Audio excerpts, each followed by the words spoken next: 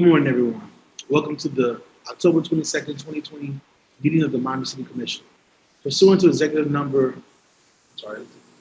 to Executive Order number 20-246, issued by the Office of Governor Ron DeSantis on September 30th, 2020, municipalities may conduct meetings of the governing boards without having a quorum of its members present physically or at any specific location, and utilize communications media technologies such as telephonic or video conferencing as provided by Section 120.54 5B2 for the statutes. Procedures for the public comment will be explained by the city attorney shortly. Procedures for the swearing in of parties for the planning and zoning and/or quasi-judicial items will be explained by the city clerk. The members of the city commission appearing remotely for this meeting are Alex Diaz de la Portilla, Joe Carollo, Amanda Reyes, Ken Russell, and me, Keanu Hartley. Also appearing remotely are our city manager, Mark Noriega, city attorney, Victoria Mendez, and city clerk, Todd Harris. Madam City Attorney, please state the procedures to be followed in this meeting. Mr. Chairman, any person who is a lobbyist pursuant to Chapter 2, Article 6 of the City Code must register with the city clerk and comply with related city requirements for lobbyists before appearing before the City Commission. The person may not lobby a city official, board member, or staff member until registering. A copy of the code section about lobbyists is available in the city clerk's office or online at municode.com. Any person making a presentation, form, or request or petition to the City Commission concerning real property must make the disclosures required by the City Code in writing. A copy of the City Code section is available at the office of the City Clerk or online at municode.com. Pursuant to Section 2-33, subsection F and subsection G of the City Code, the agenda and the material for each item on the agenda for this virtual meeting was published and made available to the mayor, members of the City Commission, and to the public at least 5 full business days in advance of the meeting. The material for each item on the agenda is available during business hours at the City Clerk's office and online 24 hours a day at miamigov.com. Any person may be heard by the City Commission through the chair and upon registering pursuant to the published notice for not more than 2 minutes. Any proposition before the City Commission, unless modified by the chair. Because this is a virtual meeting and is authorized by the governor's quota, members of the public wishing to address the body may do so by visiting miamigov.com/virtual meeting to upload their 2-minute video comments to be played during the virtual commission meeting, or to submit their written comments via the online comment form. The comments submitted through the comment form have been distributed to the elected officials and city administration throughout the day so that the elected officials can consider the comments prior to taking any action. Additionally, the online comment form will remain open during the meeting to accept comments and distribute to the elected officials up until the time the chairperson closes public comment. Members of the public may also call 305-250-5353 to provide comments via the dedicated Miami Public Comment voicemail, where individuals will be able to leave a 2-minute message that will be played during the virtual commission meeting. Members of the public may also pre-register to provide live public comment by phone during the meeting. You may pre-register by phone by calling 305-250-5350 or online at miamigov.com/government/live-public-comment. All comments submitted will be included as part of the public record for this virtual meeting and will be considered by the City Commission prior to any action taken. The city will accommodate any speakers desiring to appear in person subject to all applicable emergency measures in place to prevent the further spread of COVID-19. The city has set up a terminal and event members of the public travel to City Hall to provide public comment. Speakers who appear in person will be subject to screening for symptoms of COVID-19. Any persons exhibiting any symptoms of COVID-19 will not be permitted to enter City Hall. All interested parties are required to abide by all state, county, and local emergency orders and urged to remain at home and practice social distancing. If the proposition is being continued or rescheduled, the opportunity to be heard may be reached at a later date before the City Commission takes action on such proposition. When addressing the City Commission, the member of the public must first state his or her name, his or her address, and what item will be spoken about. Any person with disability requiring assistance, auxiliary aids, and services for this meeting may notify the city clerk. Section 286.014, subsection 4, subsection C of Florida statutes authorizes the city to prescribe procedures or forms for an individual to use in order to inform the board or commission of desire to be heard, to indicate his or her support, opposition, or neutrality on a proposition. The city, through its multiple comment options, has provided 5 different methods to indicate, among other things, the public support, opposition, or neutrality in the items and topics to be discussed at today's virtual commission meeting. The public has been given the opportunity to provide public comment during the meeting and within reasonable proximity and time before the meeting. These public comment options established and provided for this regular City Commission meeting comply with Section 286.014 and Section 120.54 of Florida statutes. The city has also created a simple set of instructions explaining how the public may submit their comments with either option. Those instructions were provided in the notice to the public via the city's social media channels and published online at miamigov.com/virtual meeting. Please note, Commissioners have generally been briefed by city staff and the city attorney on items on the agenda today. Planning and zoning items shall proceed according to section 7.1.4 of the Miami 21 zoning ordinance as temporarily modified by emergency ordinance numbers 13902, 13903, and 13914. Pursuant to emergency ordinance number 13903 and 13914, parties for any planning and zoning items, including any applicant, appellant, appellee, city staff, and any person recognized by the decision-making body as a qualified intervener, as well as the applicant's representatives and any experts testifying on behalf of the applicant, appellant, or appellee, may either be physically present at City Hall to be sworn in by oath or affirmation by the city clerk, or may appear virtually and make arrangements to be sworn in by oath or affirmation in person at their location by individual qualified to perform such duty. Pursuant to emergency ordinance number 13903, members of the general public who are not parties to an action before the City Commission are not required to be sworn in by oath or affirmation. The members of the City Commission shall disclose any ex parte communications to remove the presumption of prejudice pursuant to Florida Statute Section 286.015 and Section 7.1.4.5 of the Miami 21 zoning ordinance. Staff will briefly present each item to be heard. For applications requiring City Commission approval, the applicant will then present its application or request to the City Commission. If the applicant agrees with staff's recommendation, the City Commission may proceed to its deliberation and decision. The applicant may also waive the right to an evidentiary hearing on the record. The order of presentation shall be as set forth in Miami 21 in the City Code, providing that the appellant shall present first. For appeals, the appellant will present its appeal to the City Commission, followed by the appellee. Staff will be allowed to make any recommendations they may have. City of Miami requires that anyone requesting action by the City Commission must disclose before the hearing anything provided to anyone for agreement to support or withhold objection to the requested action pursuant to Section 2-8. Any documents offered to the City Commissioners that are not been provided 7 days before the meeting as part of the agenda materials will be entered into the record at the City Commission's discretion. If any Commissioner thinks the documents supplied to the Commission less than 7 days before merit a continuance, the item may be continued by the City Commission. Anyone wishing to appeal any decision made by the City Commission for any matter considered at this meeting may need a verbatim record of the item. A video of this meeting may be requested at the Office of Communications or viewed online at miamigov.com. The City is using Zoom to hold its October 22nd, 2020 City Commission meeting. Zoom is a cloud platform for video and audio conferencing, collaboration, chat, and webinars across mobile devices, desktops, telephones, and room systems. In order to ensure the public has the ability to view the meeting, the city's communications department will broadcast the meeting through all usual avenues that are provided when a City Commission meeting is held fully in Commission chambers at City Hall. The meeting can be viewed online at miamigov.com/TV, through the city's Facebook page, on the city's Periscope channel, on the city's YouTube channel, and on Comcast Channel 77. The broadcast will also have closed captioning. Additionally, the city has not selected a virtual platform that requires the public to purchase or download any additional software equipment to watch this meeting. Aside from the Zoom platform and that the participants will be appearing remotely, the public will have no discernible difference in their ability to watch the meeting. Commissioners, please confirm you are comfortable with the notice provisions as set forth in these uniform rules of procedure. Confirmed. Thank you. Mr. City Clerk, can you please state the swearing-in procedure to be followed? Thank you, Chair. The procedures for individuals who will be providing testimony to be sworn in for planning and zoning items and any quasi-judicial items on today's City Commission agenda will be as follows. The members of city staff or any other individuals required to be sworn in who are currently present at City Hall will be sworn in by me, the City Clerk, immediately after I finish explaining these procedures. Those individuals who are appearing remotely may be sworn in now or at any time prior to the individual providing testimony for planning and zoning items and/or quasi-judicial items. Pursuant to emergency ordinance number 13903, those individuals appearing remotely may be sworn in at their location by an individual qualified to administer the oath. After you are sworn in, please be sure to complete, sign, and notarize the affidavit provided to you by the City Attorney's Office. Each individual who will provide testimony must be sworn in and execute an affidavit. Please email a scanned version of the signed affidavit to the City Clerk at thannon@miamigov.com prior to providing testimony on the planning and zoning item and/or quasi-judicial item. The affidavit shall be included in the record for the relevant item for which you will be providing testimony. Chair, there is no one in the chambers to be sworn in, so we may proceed. Thank you very much. Are there any mayoral vetoes? Chair, there are no mayoral vetoes.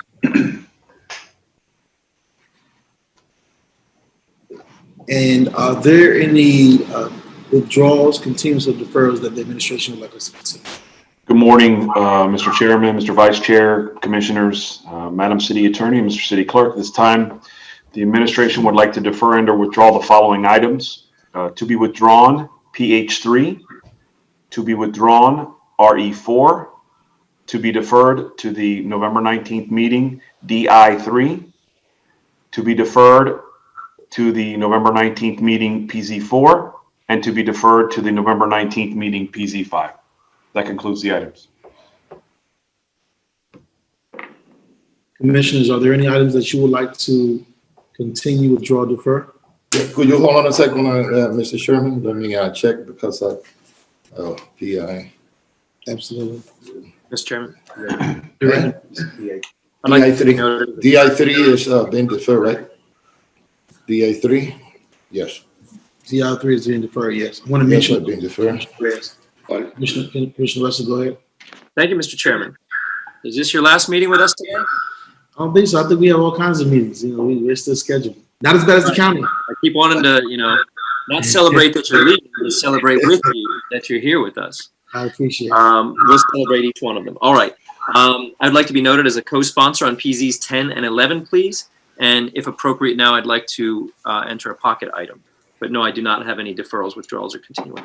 Okay, we're going to handle the withdrawals, deferrals, and continuances, and then we'll go. Mr. Sherman, Yes, you're looking at, sir. I would like to be a co-sponsor of RE6. Wonderful. Okay. Any other continuance, withdrawals, or deferrals? Mr. Hannon, you're recognized. Thank you, Chair. If I may, there are a number of co-sponsor requests for CA4. Commissioner Diaz de la Portilla, Commissioner Carroyo, and Commissioner Reyes would like to be co-sponsors of CA4. Commissioner Diaz de la Portilla would like to be a co-sponsor for SR1, SR2, and SR3. And Commissioner Carroyo would like to be a co-sponsor for PZ10 and PZ11. Thank you, Chair. Thank you.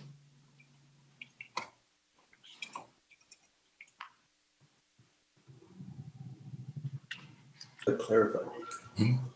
Clarify, that was your, Which one? you were. Is there a motion to, in accordance with the request for continuances, withdrawals, and deferrals? So moved. Yes, Seconded by the chair. Seeing no further discussion regarding the issue, all in favor say aye. Aye. Against? Motion carries. At this time, we're going to open up public comment. Each member of the public has 2 minutes to address this body. You state your first name, your last name, and you may state your address, what item it is that you're here to speak about. And what we'll do is we'll open up the public comment for the people who are live at City Hall, at the lectern. So we'll open up public comment from them first. Then we'll move to the live callers. And then from there, we'll have the recorded comment. So public comment is now open. Madam City Attorney? Chairman, I think the vice chairman said he had a pocket. Oh, yeah, I'm sorry. Just before we do that, Mr. Vice Chairman, can you read the title of your pocket item? Thank you, Mr. Chairman. It's just rather simply direction to the manager to begin negotiation on a donation that we received word of, a potential donation of $10 million from the Sentner Foundation to invest in park space in the city of Miami.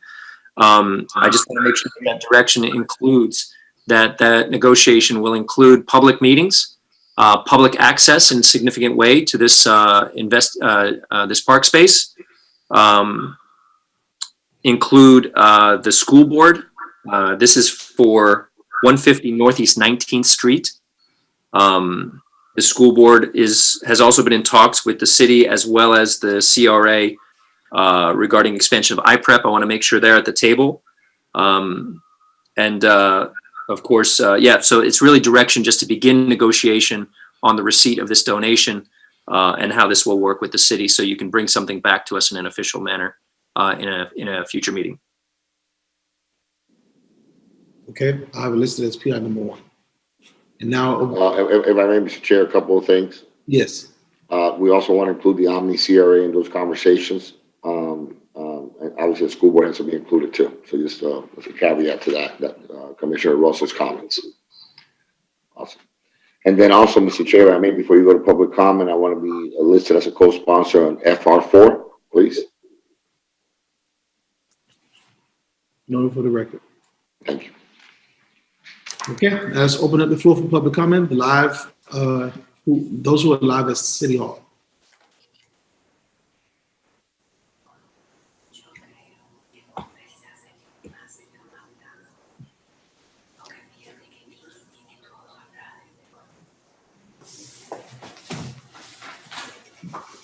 Is there anyone live at City Hall? Yes, we have two on. They'll be on shortly. Hi, everyone. My name is Adriana Oliva, 3545 Southwest 3rd Avenue, and I'm the Community Liaison for the Wynwood Norte, the Wynwood Community Enhancement Association. It's a pleasure to be here to speak to the City Commission in support of the Wynwood Norte Neighborhood Revitalization District NRD2, items PZ6, 7, and 8 on today's agenda. The Wynwood CEA mission is to provide a unified voice for neighborhood improvements and enhancing the quality of life of current and future residents. The association is comprised of residents, property owners, business owners, and community-based organizations reflective of the diversity in Wynwood Norte. And we have continued to expand the ways in which we reach out to people in both English and Spanish. We have worked closely with community-based organizations active in Wynwood, including the De Hosta Senior Center, the Puerto Rican Chamber of Commerce, the Bakehouse Art Complex, and Misión San Juan Bautista, just to name a few. We're so appreciative to be at City Hall last November when the City Commission passed a resolution recognizing the Wynwood Norte Community Vision Plan and directing the City Administration to study the implementation of the Vision Plan. After many productive workshops, focus groups, a town hall event in June, and hosting several additional presentations from the Planning Department over the past year, the Wynwood CEA Board in September passed a resolution in support of the Wynwood NRD2 legislation, which is consistent in furthering the goals in the Community Vision Plan to support community reinvestment, facilitate much-needed new housing, and creating economic opportunities for small businesses and local residents. The community input and support has been incredible. There are approximately 75 letters of support submitted to the city and included in your backup materials today. And countless other residents and community stakeholders have spoken in support at the Planning and Zoning Appeals Board, which recommended approval earlier this month. You may hear from a number of community stakeholders today as well. I want to express our gratitude to Chairman Hardiman, our District Commissioner, also to Mr. McQueen, Natalie, and the entire District 5 staff who have been so supportive and helpful in working with us on community initiatives over the past 2 years. We would not be here today without your support. Thank you, City Commissioners, for your support of the Wynwood Norte Neighborhood Revitalization District. We look forward to continuing working together. Have a great day.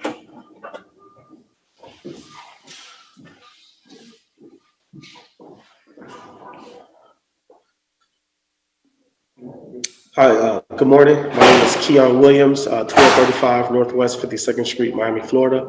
I'm here this morning as a business owner in the Overtown community speaking out against the agenda item FR4. This is something that I've spoken with my commissioner, Chairman Hardiman's chief of staff with yesterday in regards to it. We recognize that as a business that operates in the historic Overtown neighborhood, around us is a lot of residential properties and residents. But as far as our business goes, this will severely put us at a disadvantage in terms of us being able to operate. In the historic Overtown neighborhood, you know, on an average, we employ 8 employees at a minimum of $15 an hour. This is something that we have embraced at the leadership of the city of Miami, particularly our chairman, asking for folks to improve the quality of life. And this is something that we've done. And so this item here, which is restricting all types of noises that are being made coming from, you know, some of the low speakers that we have out there, is going to be very problematic for us. To give you an example of some things, you know, you can have 100 people gathered at our venue with no music played, and it would exceed this noise ordinance that is being talked about here today, just with people talking with no music.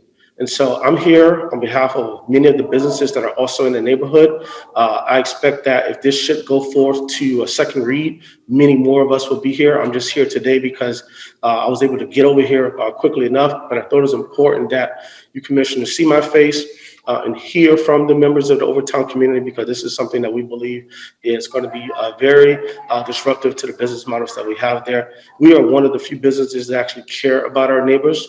We have a closely working relationship with them. And so I just want to make sure that This item recognizes that it does have people speaking out against us because of what it's actually going to do to us who are trying to revive the neighborhood. I want to thank my chairman, Keon Hardeman, who is our district commissioner, for your leadership. I ask that this item does not move forward because of what it does to the businesses in our neighborhood. Thank you for your time, commissioners. Have a good day.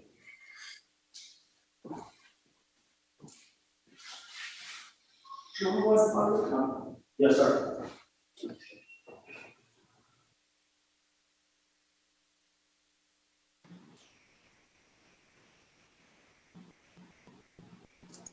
We'll go to the call taker one. Call taker one, go ahead. Go ahead, caller. You're live with City Commission. You may speak now. Good morning. My name is Christian Nopra, and I'm a homeowner at 105 Northwest 31st Street in Wynwood. I'm calling to ask the City Commission to support the Wynwood North Neighborhood Revitalization District on today's agenda items PZ6, PZ7, and PZ8. I love this neighborhood, and you can walk from my house to Midtown or the Wynwood Art District, and downtown and the airport's just a quick Uber ride away. I know a lot of residents that live here don't even need a car, but I'll tell you that this neighborhood faces a lot of challenges. A lot of old residential buildings have been torn down.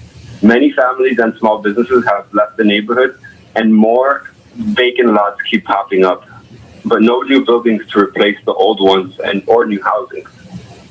This has been going on for a while, and it's partly because of the current zoning in place. It doesn't just make sense for this neighborhood.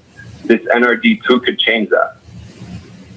It's going to allow for sensible development at 3 or 4 stories, new housing that people in the neighborhood can afford, and at the same time, it keeps the neighborhood feel. I think that it would be really nice to see this happen in the neighborhood, and this won't happen overnight, obviously, but it's an important step in the right direction. I want to thank Commissioner Hardeman and his staff for working with the community, and thank you to all of the commissioners for supporting the Wynwood North Neighborhood Revitalization District. Thank you.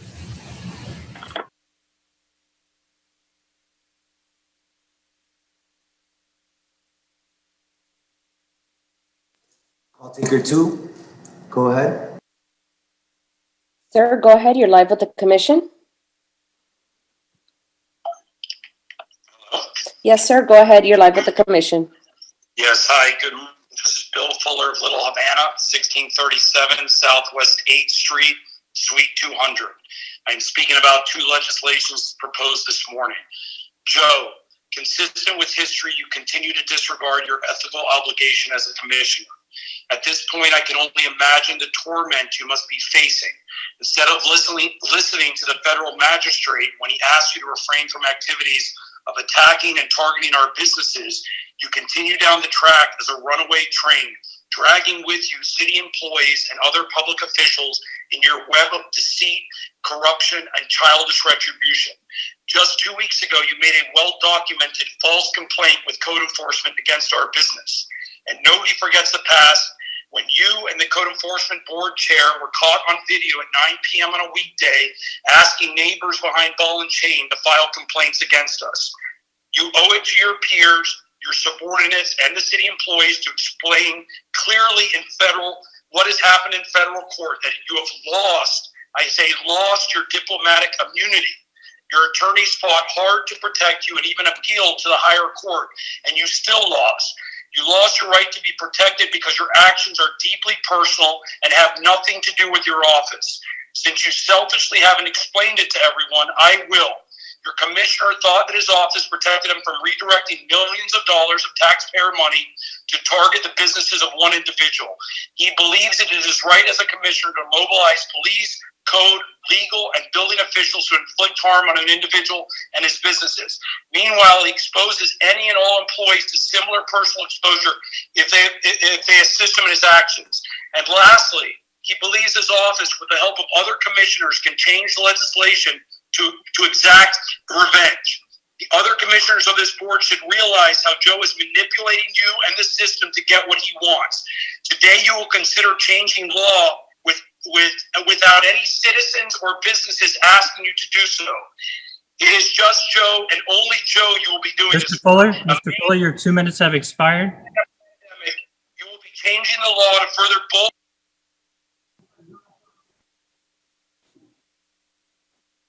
Call taker 3, go ahead. Hello, sir. You are live with the commission. Please speak. Am I ready to go? Yes, sir. You are live with the commission. Go ahead and speak. Great, thank you. Good morning, Chair, Vice Chair, and Commissioners. My name is Jamel Lacourt, and I am an employee of L&L Holdings with an address at 142 West 57th Street, New York, New York, 10019. We are speaking today in support of items PZ 6, 7, and 8. L&L has recently invested in the Wynwood Norte neighborhood, and we are planning a development project which includes over an acre of landscape outdoor space open to the public at all times. We are extremely excited about the community-driven process in developing this new legislation, and in particular, its incentives for affordable housing, community gardens, and especially the pedestrian-oriented development. Thank you for your support today, and have a wonderful day. Thank you very much. Call taker 1, go ahead. Go ahead, ma'am. You're live with City Commission. Hello. I'm sorry. Hi there. I'm Camelia Rojas. I'm on 3411 Northwest 1st Avenue. And I like to say that the package that's been presented to everyone is a pretty picture, but it honestly isn't going to work out for the residents out here, especially we've been longtime owners. We have drainage problems, that the streets are obviously flooding still and they haven't been addressed. The jobs, honestly, I haven't seen any residents working in Midtown, and we've been waiting for that for years. I've been denied as well. And I just want to, think about this and how the residents will be displaced from the neighborhood. That's all.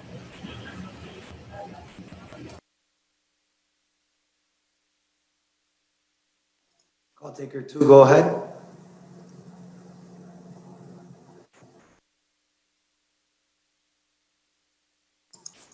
Call taker 2, you may go ahead.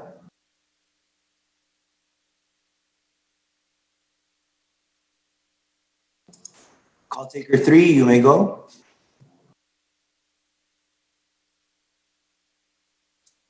Hello, sir. You are live with the commission. Please speak.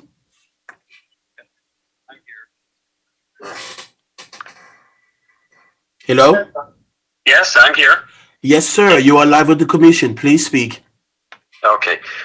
My name is Dr. David Polinsky. Go ahead.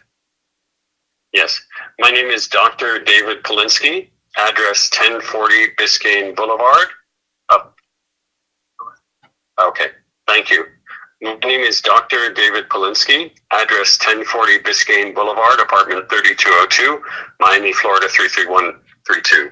I'm a co-founder of the Wynwood Bid, a small-scale developer and community organizer. I'm speaking in support of FR2, PZ 17 and 18, which comprise the Wynwood Streetscape Master Plan and NRD amendments. These legislative items are the result of a community-inspired process to add streets and other pedestrian-oriented improvements. Okay, I'm gonna hit a little something. I was trying to cut on, but You're cutting in now.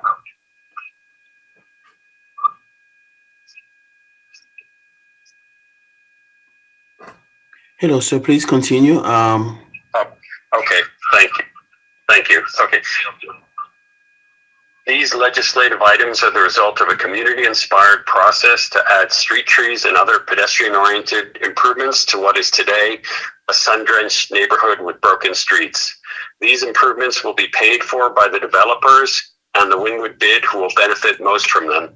The program also includes innovative ideas for incentivizing development of affordable housing, as well as studios and one-bedrooms, which are more attainable for young people.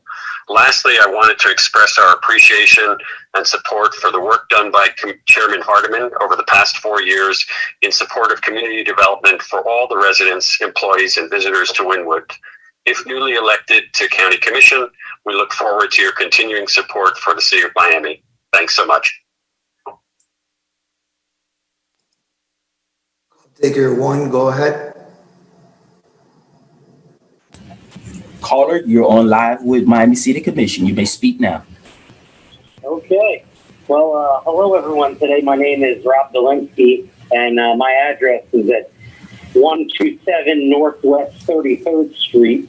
And I'm speaking today because I want to give my full and absolute support of the Wynwood Norte neighborhood and the entire revitalization district, particularly items PZ6, PZ7, and PZ8. As a property owner for many years in this neighborhood, I've participated in multiple community meetings to discuss the zoning changes that we're here for today. And there's been many of these community meetings and workshops that I've been to and that have been conducted over the past 2 years that have engaged many residents, property owners, and business owners in the neighborhood. I found that everyone in the neighborhood has been invited and welcome to attend in both Spanish and English, and there's always been new people at each one of these meetings in attendance. It's been very inspiring thus far to see the community work together around this common vision to shape Wynwood Norte's future that I think is going to benefit all stakeholders here. And I just want to thank all the commissioners for your support for Wynwood Norte, and RD2. And thank you very much for the opportunity to speak in front of you today.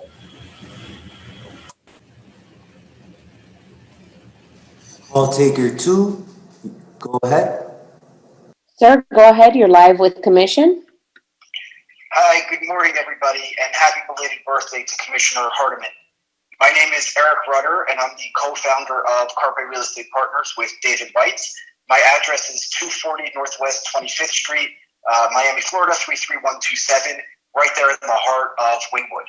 I'm calling on today to speak on in favor of PZ 6 and 7 and 8, and also PZ 17 and 18. I believe that the Wynwood NRD1 amendments are really a phenomenal thing to address. As you guys may know, our project in Wynwood, the Oasis, has a very heavy focus on landscaping.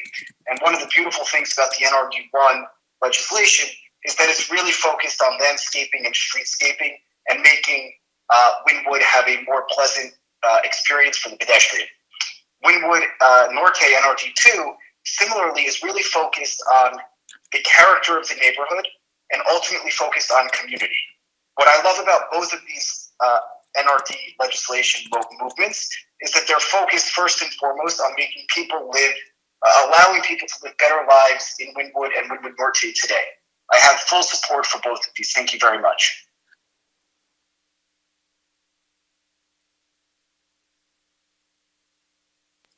Call taker 3, go ahead.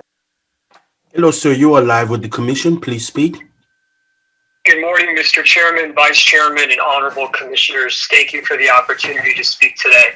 My name is Albert Garcia, 50 Northwest 24th Street, Miami, Florida. I'm the chairman and co-founder of the Wynwood Business Improvement District.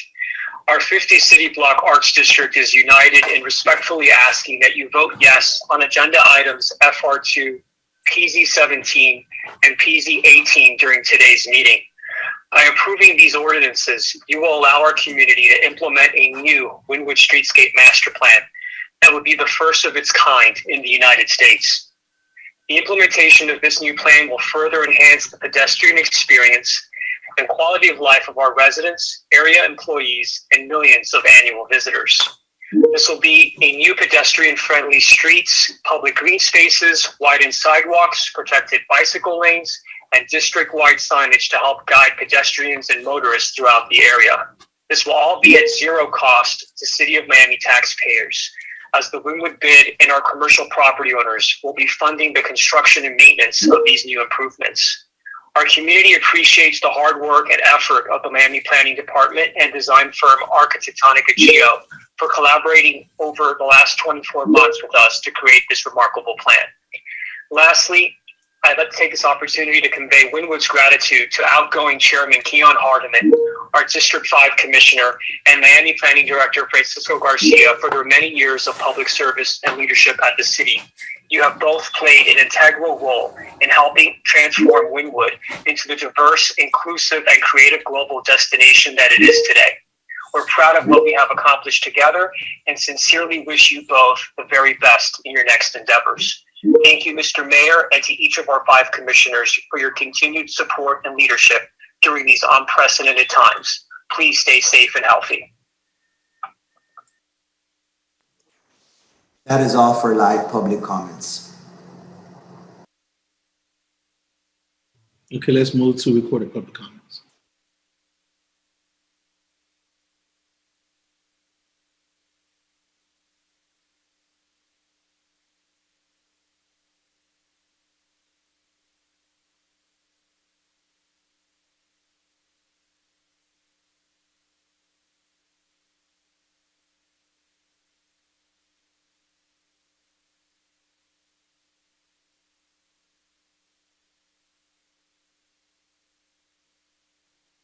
Hello, my name is Aaron Stauber, and my address is 10155 Collins Avenue, Bal Harbor, Florida.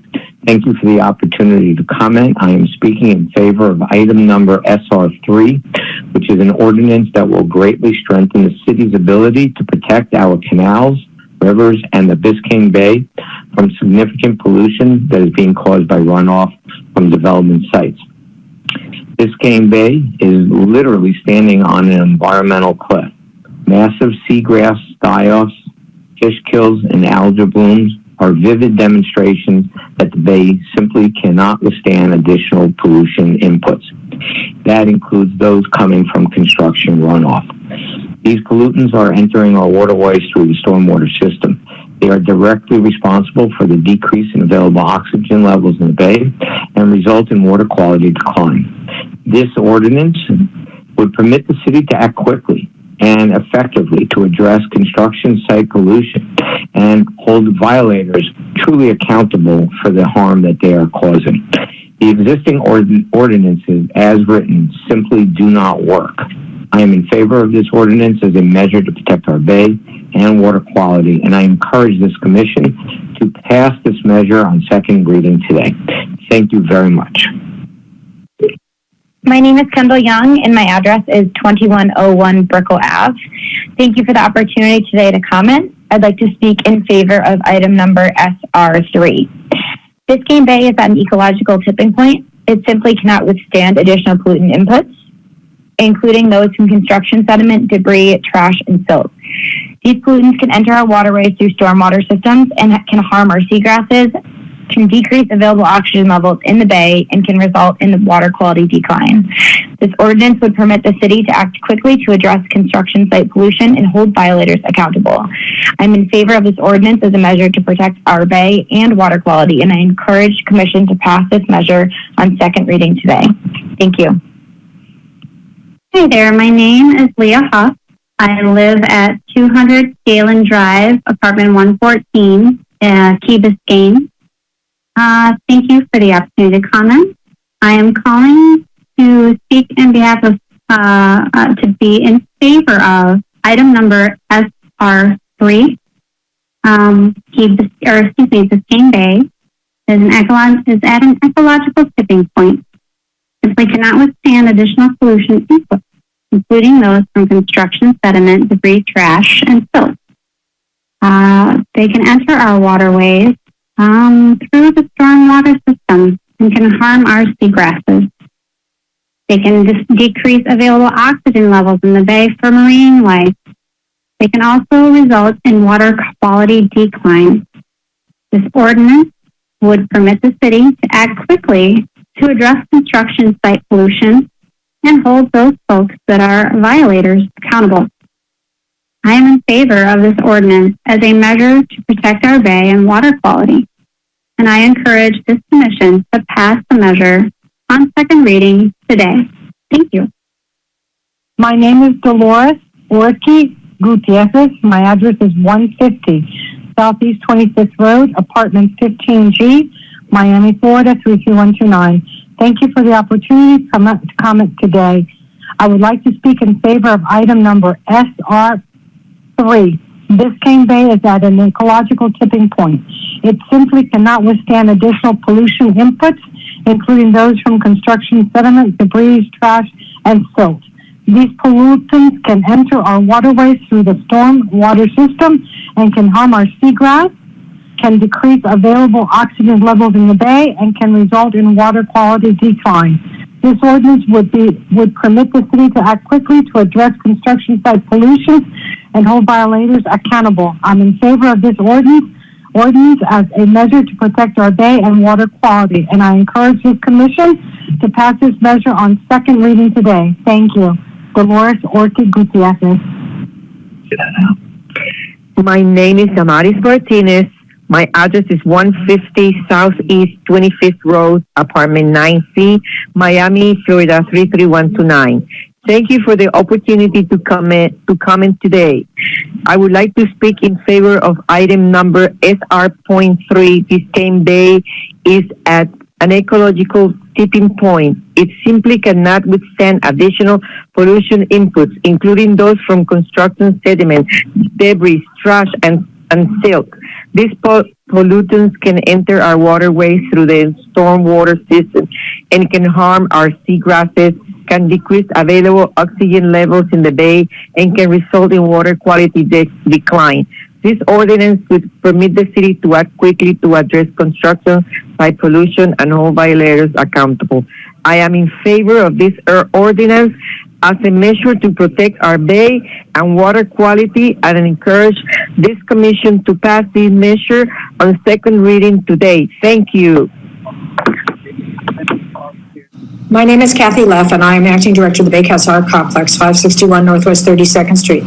Thank you for the opportunity to appear today to enthusiastically support the creation of the Wynwood Norte Neighborhood Revitalization District, PZ items 6, 7, and 8. Bakehouse is a not-for-profit, IRS-recognized charitable entity that was created in part with city funding in the mid-1980s to provide permanent and affordable working spaces for artists and to engage positively with the community. Today, we're Miami's oldest and largest artist-serving organization, with more than 100 working artists deriving from diverse backgrounds. They receive studio residencies and infrastructure with the aim of developing their practices and achieving self-sufficiency.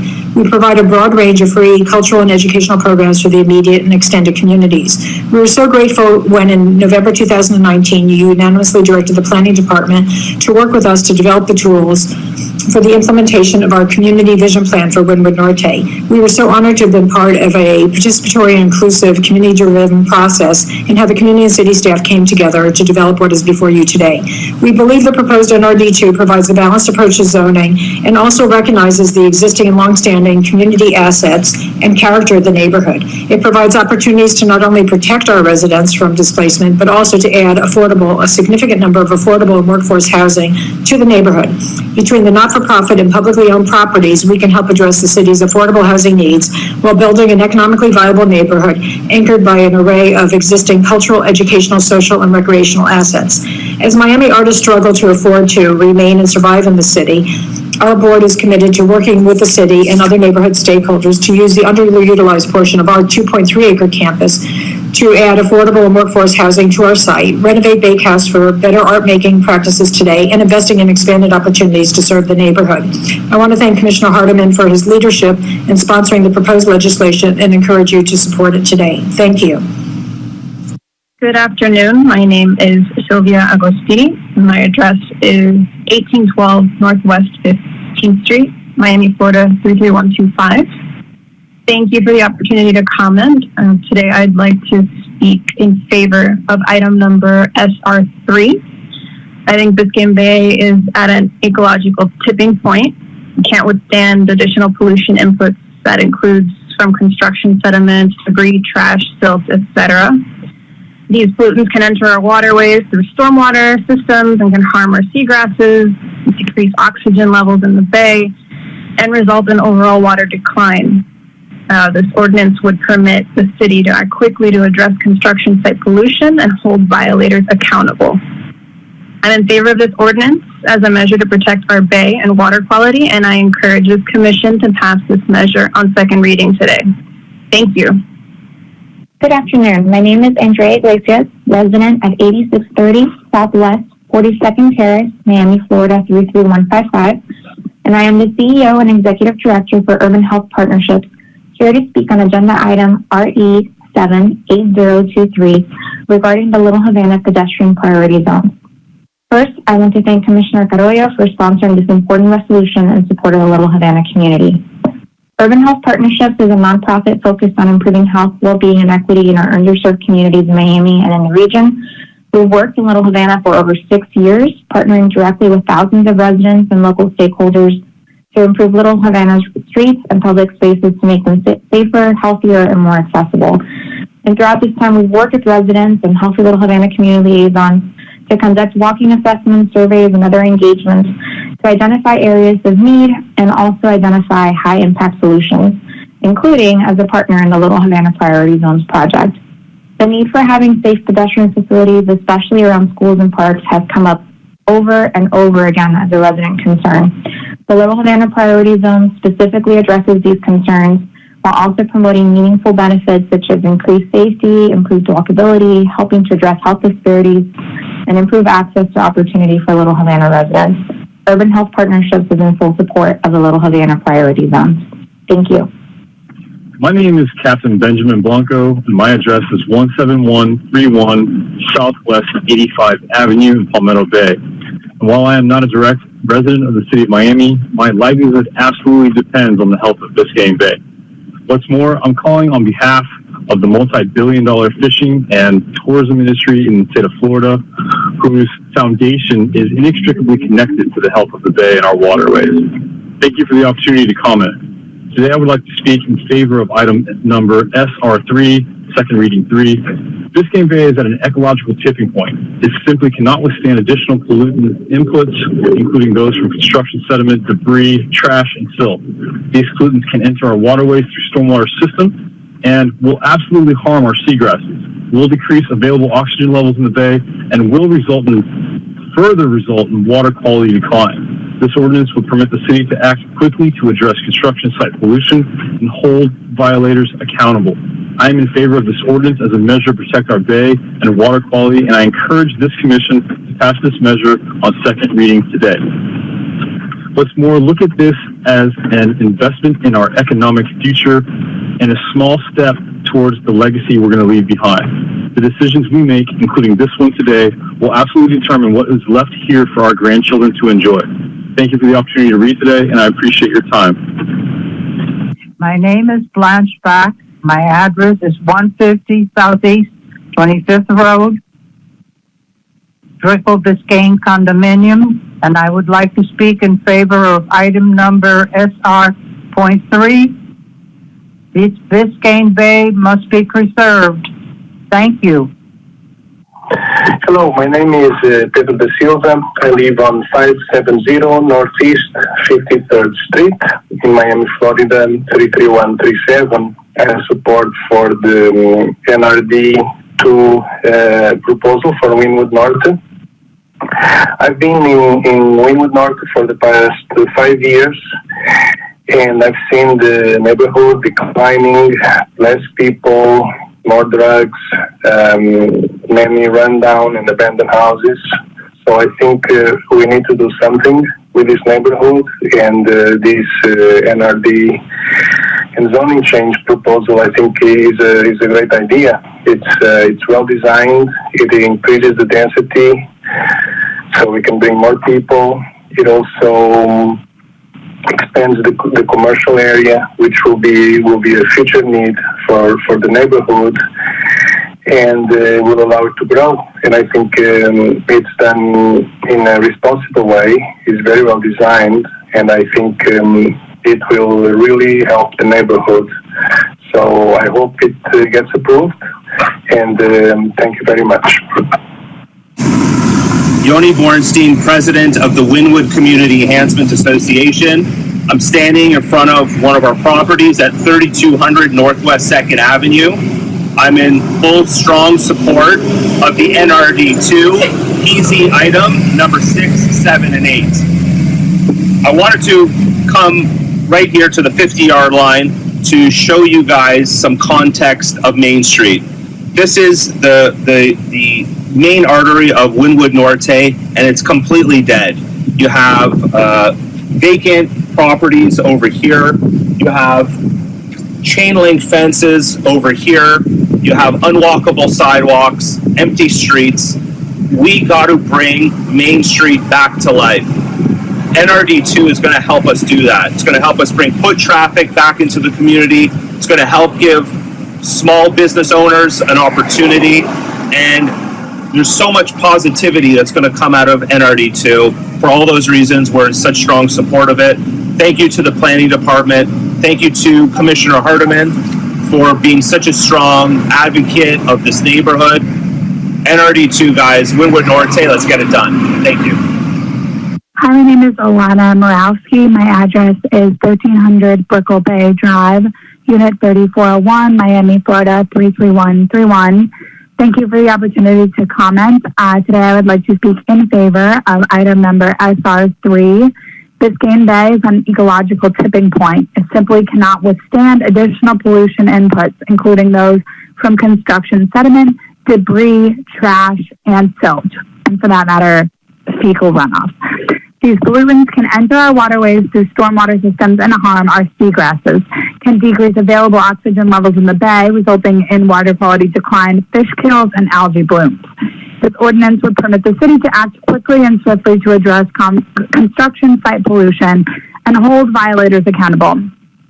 I am quite obviously in favor of this ordinance, as you should be, as a measure to protect our bay and water quality, and I encourage your commission to pass this measure on its second reading today. Thank you, and do the right thing. My name is Camila Arizaga, and my address is 9901 East Bay Harbor Drive, Bay Harbor Island, Florida 33154. Today, I would like to speak in favor of item number SR3. Biscayne Bay is at an ecological tipping point. It simply cannot withstand additional pollution inputs, including those from construction sediments, debris, trash, and silt. These pollutants can enter our waterways through the stormwater system and can harm our seagrasses, can decrease available oxygen levels in the bay, and can result in water quality decline. This ordinance would permit the city to act quickly to address construction site pollution and hold violators accountable. I am in favor of this ordinance as a measure to protect our bay and water quality, and I encourage this commission to pass this measure on second reading today. Thank you. Hello, my name is Alexandria Blake, and I am a Miami resident in the Brickell area. I would like to speak in favor of item number SR3. This ordinance would allow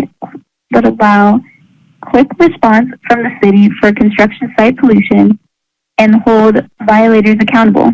I am completely in favor of this ordinance and ask for the commission to be as well.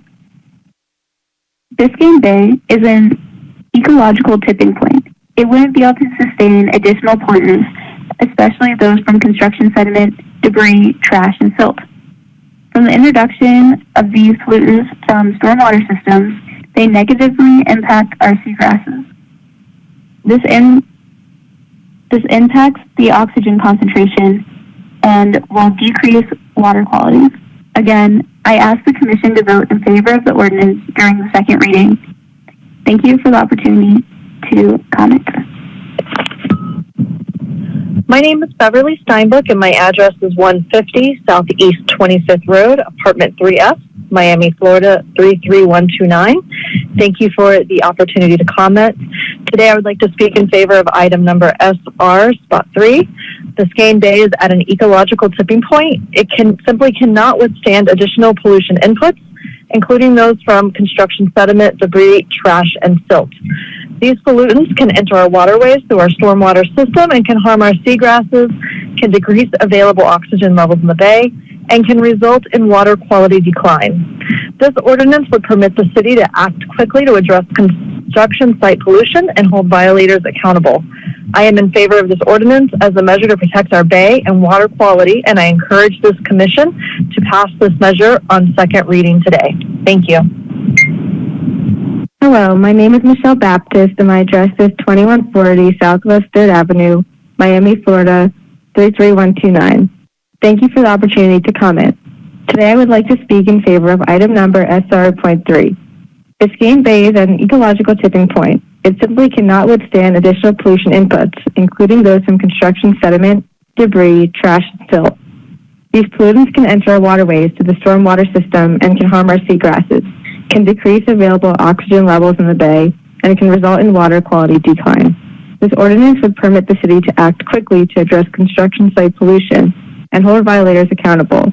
I am in favor of this ordinance as a measure to protect our bay and water quality, and I encourage this commission to pass this measure on second reading today. Thank you again for your time. Hi, my name is Crystal Wade, and I am at 3212 Northwest 2nd Avenue. I am in strong support of NRD2. I've worked in and around Wynwood for the last 2 to 3 years, and I am currently looking to shorten my commute and move closer to where I work. I have been looking for a safe neighborhood, a neighborhood that is affordable, and also a place where I can find some beautiful parks to enjoy just time with my family. Hopefully, if NRD2 passes, that would be a reality, because it absolutely has been one of the things that I've been focusing on. So thank you so very much. Hola, soy Diego Estrada de 585 Northwest 35 Street. Quiero manifestar mi apoyo al NRD2 porque creo que traerá una mejora interesante a la comunidad y estoy confiado en que brindará avances significativos en varios aspectos de la calidad de vida de los vecinos y de la comunidad en general. Muchas gracias.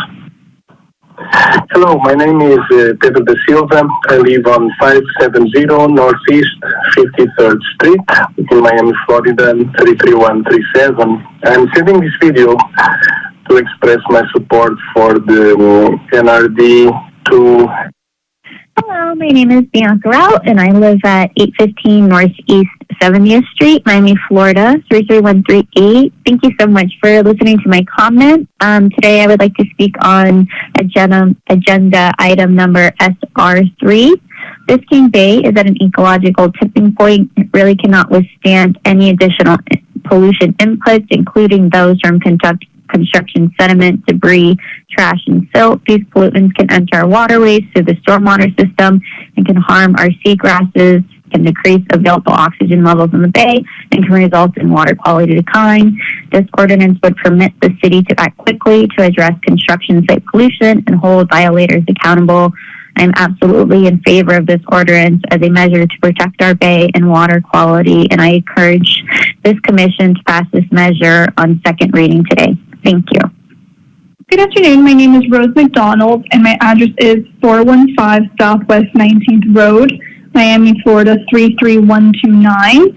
Today I would like to speak in favor of item number SR3. In favor of item number SR3.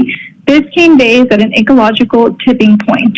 It simply cannot withstand additional pollution inputs, including those from construction, sediment, debris, trash, and silt. These pollutants enter our waterways through stormwater systems and harm our seagrasses. They also decrease available oxygen levels in the bay, resulting in the quality decline in all the fish kills that we have been seeing.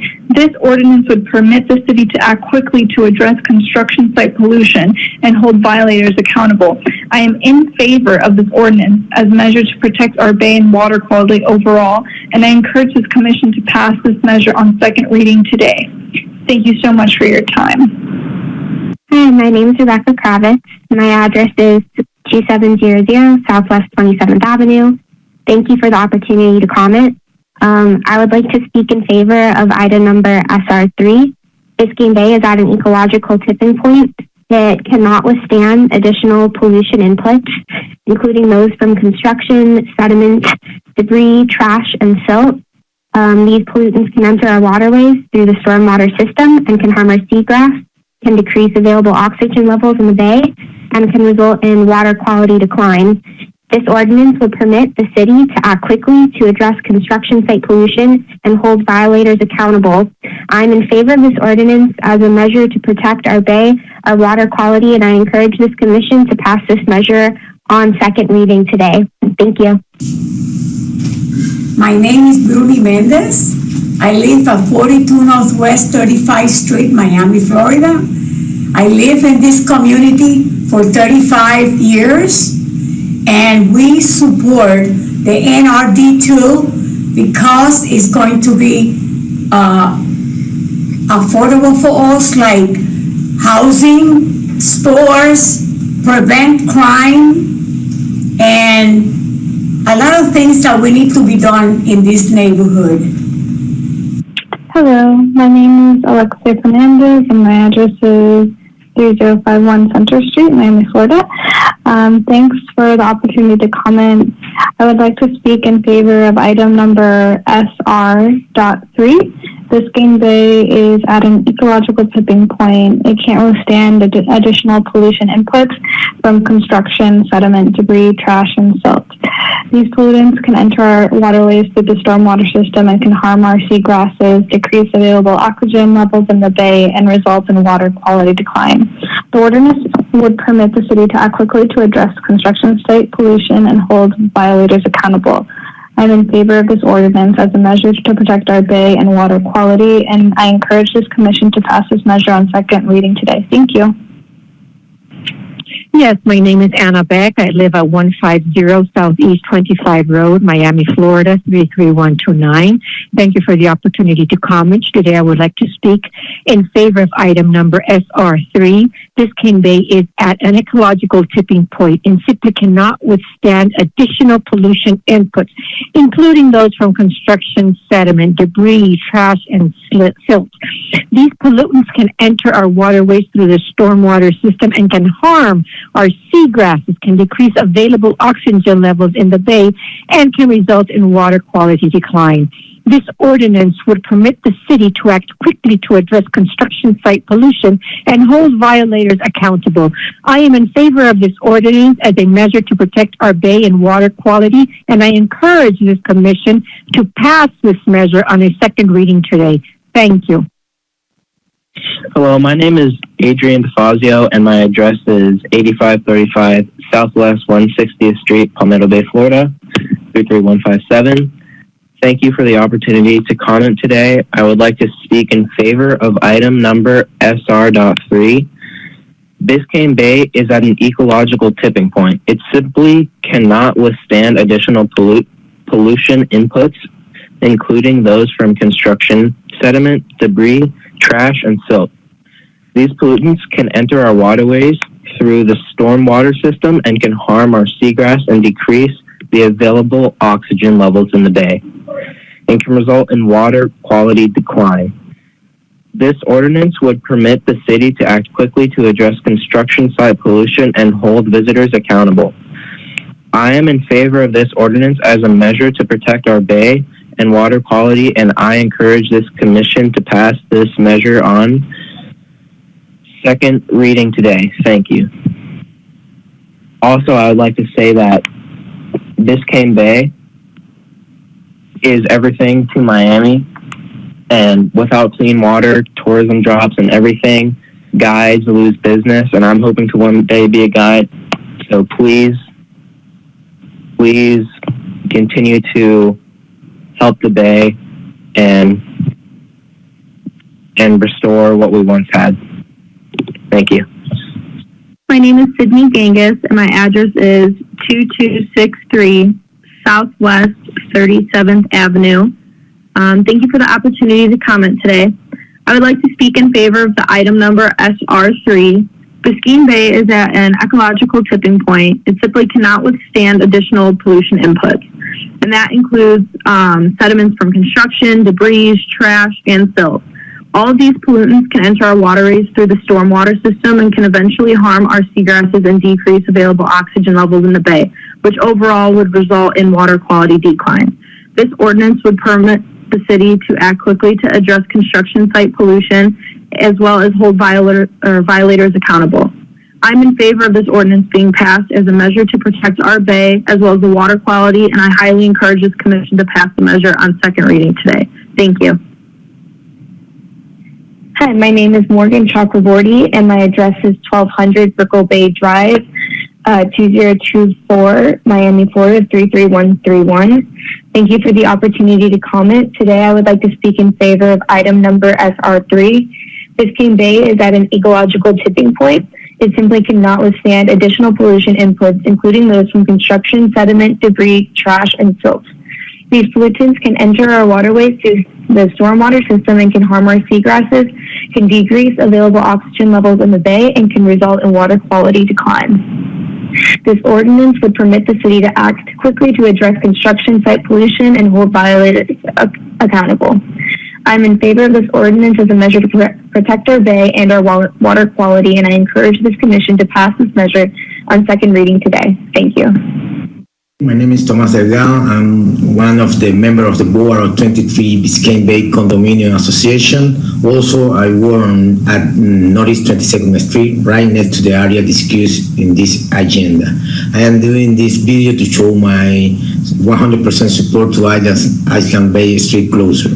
I reviewed the proposed floor plans and the rendering, and I think this project will improve this area a lot. Also, this area has a lot of new construction. There are still some places with existing buildings that have no side wall and lack of light, and this creates some insecure and dangerous area for people who live in this area. I think that Island Bay proposed plan with all new side wall along the entire project that will end at the bay will create an amazing area for people like me that like to enjoy the bay during lunch time or after work. Island Bay will change the lifestyle appeal experience in the neighborhood. I love the idea of the plaza between LEC and Island Bay. I think Edgewater is a great neighborhood that will be improved a lot with all of these new public spaces. I think it's a wonderful idea. Hi, my name is Alessa Sayas Rush. My address is 660 South Shore Drive, Miami Beach, Florida 33141. Thank you for the opportunity to comment. Today I would like to speak in favor of item number SR3. Biscayne Bay is on an ecological tipping point. It simply cannot withstand additional pollution inputs, including those from construction, sediment, debris, trash, and silt. These pollutants can enter our waterways through the stormwater system and can harm our seagrasses, can decrease available oxygen levels in the bay, and can result in water quality decline. This ordinance would permit the city to act quickly to address construction site pollution and hold violators accountable. I am in favor of this ordinance as a measure to protect our bay and water quality, and I encourage this commission to pass this measure on second reading today. Thank you very much. Hello, my name is Alex Altizer, and my address is 3339 Virginia Street, Miami, Florida 33133. Thank you for the opportunity to comment. Today I would like to speak in favor of item number SR3. Biscayne Bay is absolutely at an ecological tipping point. It simply cannot withstand additional pollution inputs, including those from construction sediment, debris, trash, and silt. These pollutants can enter our waterways through stormwater system and can harm our seagrasses, decrease available oxygen levels in the bay, and result in overall water quality decline. This ordinance would permit the city to act quickly to address construction site pollution and hold violators accountable. I am fully in favor of this ordinance as a measure to protect our bay. I'm one of very few guys who was lucky enough to grow up on the water in Miami, and watching it just in my lifetime, I'm only 25, watching the bay water quality go down just in my lifetime has been truly saddening, and I hope that we can do something to at least get back on the right track. Thanks. Hello, my name is Casey Drosbach, and my address is 2103 Coral Way, Miami, Florida. Thank you for the opportunity to comment. Today, I would like to speak in favor of item number SR3. Our bay is at an ecological tipping point and simply cannot withstand additional pollution inputs, including those from construction sediment, debris, trash, and silt.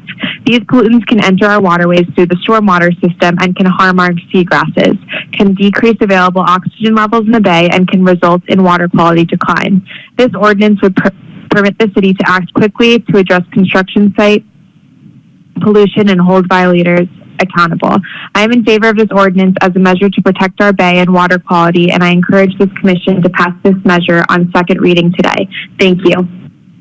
Hi, my name is Annie Hoffman. My address is 2650 Southwest 33rd Avenue, and my zip code is 33133. Thank you for the opportunity to comment. I'd like to speak in favor of item number SR.3. Biscayne Bay is at an ecological tipping point and cannot withstand additional pollution inputs, including those from construction sediment, debris, trash, and silt. These pollutants can enter our waterways through the stormwater system and can harm our seagrasses and decrease available oxygen levels in the bay, resulting in water quality decline. This ordinance would permit the city to act quickly to address construction site pollution and hold violators accountable. I am in favor of this ordinance as a measure to protect our bay and water quality, and I encourage the Commission to pass this measure on second reading today. Thank you so much. Hi, good afternoon. My name is Daniel Bernholz, and my address is 145 Southwest 13th Street in Miami. So thank you so much for the opportunity to comment today. I would like to speak in favor of item number SR3. Biscayne Bay is at the point where it cannot withstand any more pollutional inputs, especially including inputs from construction sediment, debris, trash, and silt. These pollutants can enter our waterways through the stormwater system and can harm our seagrasses, which can decrease available oxygen levels in the bay and can result in water quality decline. This ordinance would permit the city to act quickly to address construction site pollution and would also hold violators accountable. I'm strongly in favor of this ordinance as a measure to protect our bay and water quality, and I really encourage this commission to pass the measure on the second reading today. Thank you very much. Have a great day. Hello, my name is Mauricio Espina, and I'm here to support the street closure and the vacation application for the Island Bay project. After reviewing the applicant's proposal, I can see that the street reorganization will benefit the neighborhood. It will be an improvement for this neighborhood. On Northeast 23rd Street, there will be a new access point to the bay, and on Northeast 23rd Terrace, there will be a sidewalk. Currently, there is no sidewalk. The area is currently kind of an eyesore, so it will benefit from the project. The project alone and the reorganization of the streets will create a more welcoming environment and a safer area. For this and for many other reasons, I ask you to support this application. Thank you. Hi, my name is Morgan Easton, and my address is 145 Southwest 13th Street in Miami. Thank you for the opportunity to comment today, and I'd like to speak in favor of item number SR3.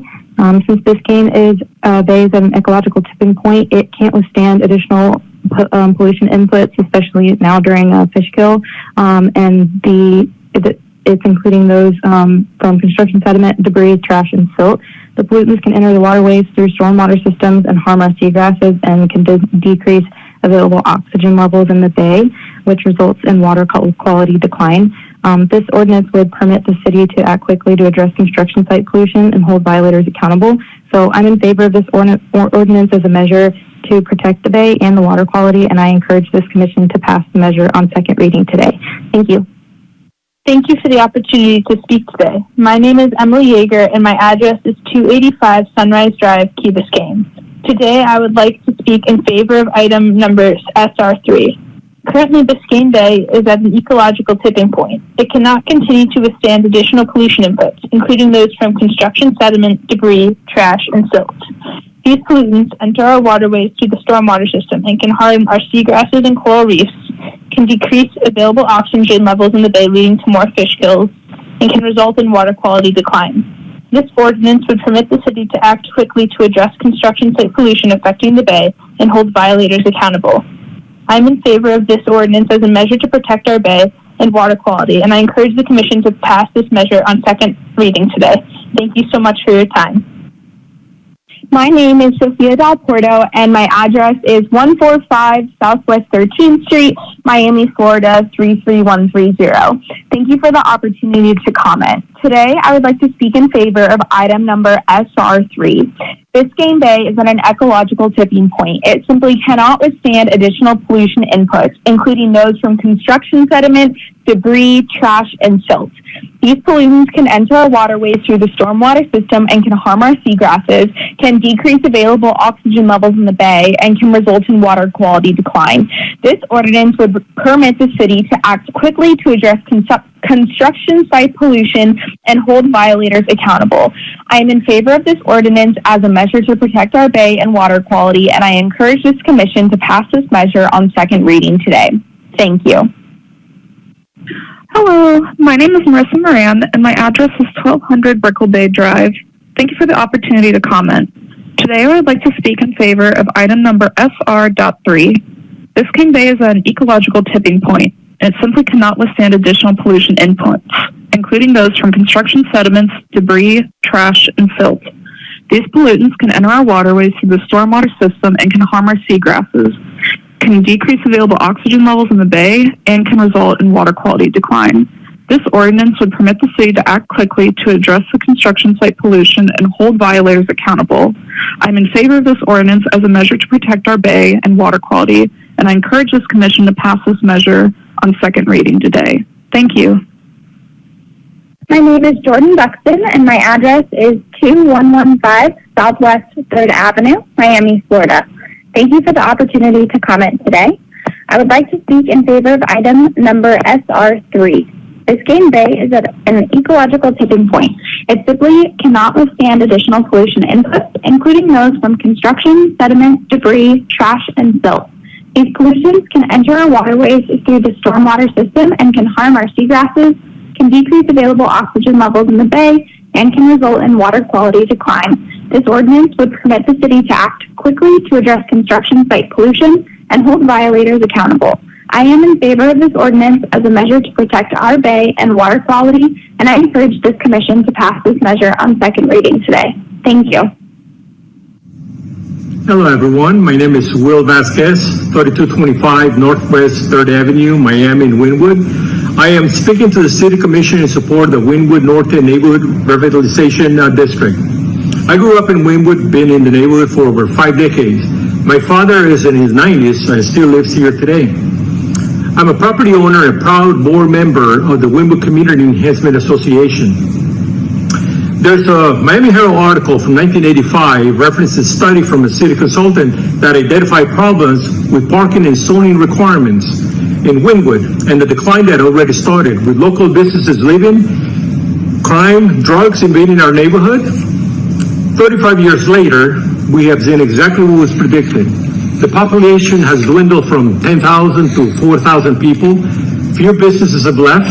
Residential structures continue to be demolished. More and more vacant lots and illegal dumping. This is happening today under current zoning. In fact, while so much attention has been in the Wynwood Warehouse District, not one building has been constructed on 2nd Avenue since Miami 21 was adopted. Finally, there's a real progress. The Wynwood CA has brought together diverse stakeholders in the community, the homesteaders, the renters, business owners, all working together, rolling up our sleeves on an action plan to improve our neighborhood. The Wynwood Norte NRD2 is about solutions for our neighborhood. To be clear, no one is being kicked out. To the contrary, NRD2 zoning puts real protection in place. Protection against overdevelopment and restrictions on demolishing residential buildings. I want to thank Commissioner Keon Harmon for your commitment and support. And thank you to all our great commissioners for supporting the Wynwood Norte Neighborhood Revitalization District. Thank you.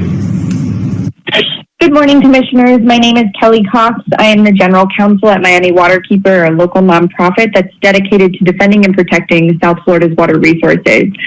Today, I'd like to speak in favor of item number SR3. This is an item on second reading that would address construction sediment and construction runoff inadvertently getting into Biscayne Bay.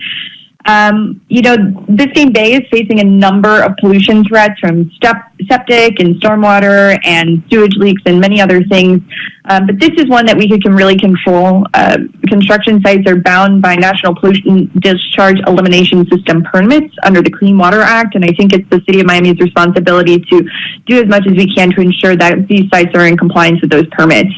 Excess sedimentation through stormwater runoff can result in smothering seagrasses, decreasing available dissolved oxygen levels in the bay, and ultimately resulting in water quality decline. And our bay is at a tipping point. As we know, in August, we experienced a dramatic fish kill event due to too many land-based sources of pollution getting into the bay. And so today I'd like to support this ordinance on behalf of Miami Waterkeeper. I think it would allow the city to act quickly to address construction site pollution and hold violators accountable. And I urge this commission to pass this measure on second reading today. Thank you for the opportunity to comment. Hi, my name is Leah Lewandowski, and my address is 1865 79th Street, Causeway, North Bay Village, Florida, 33141. Thank you for the opportunity to comment. Today, I would like to speak about item number SR3, to be in favor of that number, SR.3. Biscayne Bay is at an ecological tipping point. It simply cannot withstand additional pollution inputs, including those from construction sediment, debris, trash, and silt. These pollutants can enter our waterways through the stormwater system and can harm our seagrasses, can decrease available oxygen levels in the bay, and can result in water quality decline. This ordinance would permit the city to act quickly to address construction site pollution and hold violators accountable. I'm in favor of this ordinance as a measure to protect our bay and water quality, and I encourage the Commission to pass this measure on second reading today. Thank you. Hi, I'm Ashley Campbell, and my address is 6630 Southwest 57th Avenue in South Miami, 33143. Today I am speaking in favor of item SR3. Biscayne Bay is at its ecological tipping point and can't withstand any more inputs of pollution from sources like debris, trash, and construction sediment. These pollutants can enter waterways through the stormwater system, which can harm seagrass, decrease levels of available oxygen in the bay, and decline our water quality. This ordinance would permit the city to address construction site pollution rapidly and hold violators accountable. I'm speaking in favor of this ordinance to protect our bay and water quality. I encourage the Commission to pass this measure on today's second reading. Thank you for your time and for listening. Hello, my name is Rachel Silverstein, and I'm the Executive Director and Waterkeeper of a local nonprofit, Miami Waterkeeper. We're at 2103 Coral Way. I want to speak in support of item SR3, Commissioner Russell's ordinance about construction runoff and sedimentation getting into Biscayne Bay. Biscayne Bay is the ecological and aesthetic jewel that we've built our community around, and it generates billions of dollars for economy each year, including supporting our very important tourism and real estate industries. However, we're seeing that Biscayne Bay has reached a tipping point and is experiencing death by 1,000 cuts from pollution sources all across the bay, particularly in northern Biscayne Bay. And we have been getting an increasing number of reports of sediment plumes and construction sediment that can smother and shade seagrass, and that's making the seagrass die-off problems worse for Biscayne Bay, and it's reducing our water quality, making our water look cloudy instead of clear and beautiful. And I think that this ordinance would go a long way to addressing pollution coming from the land and getting into the water and creating these plumes. So I fully support this item, and I encourage the Commission to pass this measure on second reading today. Thank you so much. My name is Hannah Sharapa, and I live in the Coconut Grove neighborhood. Today, I would like to speak in favor of item number SR3. I'm a graduate student at the University of Miami's Rosenstiel School of Marine and Atmospheric Sciences, and we are learning that Biscayne Bay is at an ecological tipping point. After the fish kills a few months ago, it cannot withstand additional pollution inputs, including those from the construction sediment, debris, trash, and silt.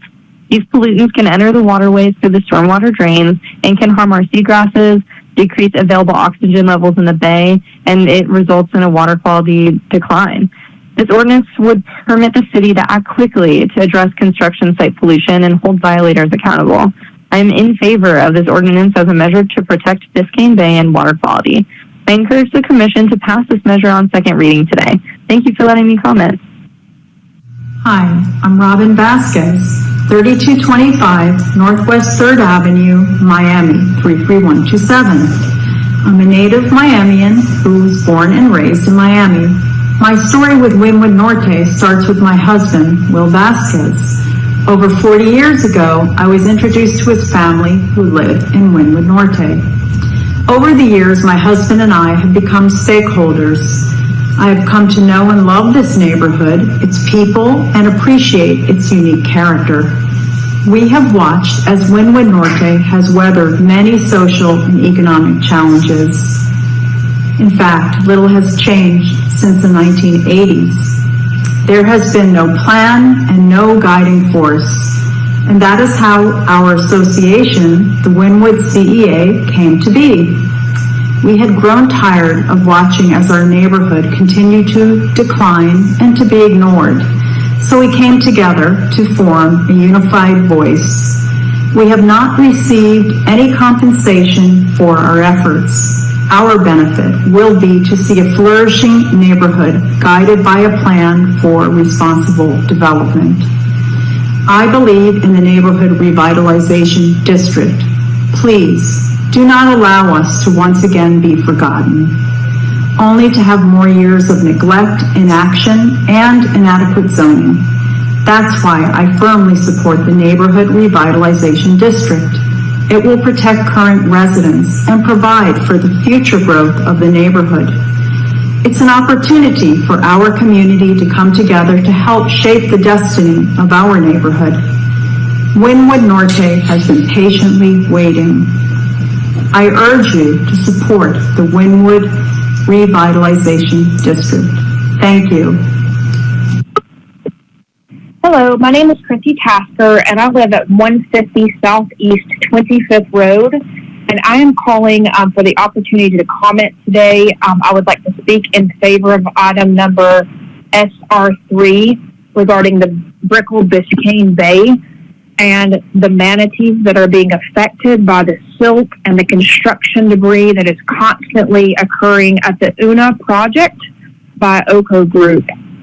We need someone to monitor this because this is absolutely grotesque in terms of the way it is doing humanity and how the silt is actually just pouring into our bay, causing irrefutable damage.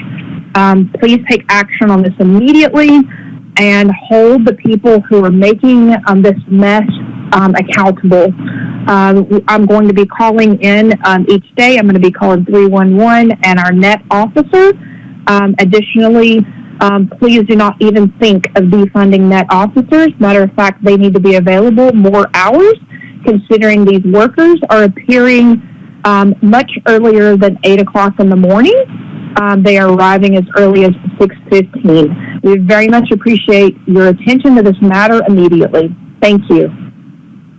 My name is Natalie Bryce. My address is 6566 Southwest 52nd Terrace. Thank you for the opportunity to comment. Today I would like to speak in favor of item number SR3. Biscayne Bay is at an ecological tipping point and simply cannot withstand additional pollution inputs, including those from construction, sediment, debris, trash, and silt.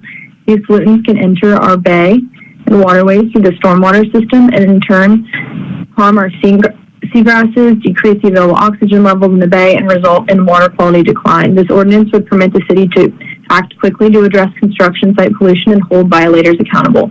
I'm in favor of this ordinance as a measure to protect the bay and water quality and encourage the Commission to pass the measure on the second reading today. Thank you. Hello, my name is Dorian Santos, and I live in 4321 Southwest 136th Place, Miami, Florida, 33175. Thank you for the opportunity to comment. Today I would like to speak in favor of item number SR3. Biscayne Bay is at an ecological tipping point. It simply cannot withstand additional pollution inputs, including those from construction, sediment, debris, trash, and silt. These pollutants can enter our waterways through the stormwater system and can harm our seagrasses, can decrease available oxygen levels in the bay, and can result in water quality decline. This ordinance would permit the city to act quickly to address construction site pollution and hold violators accountable.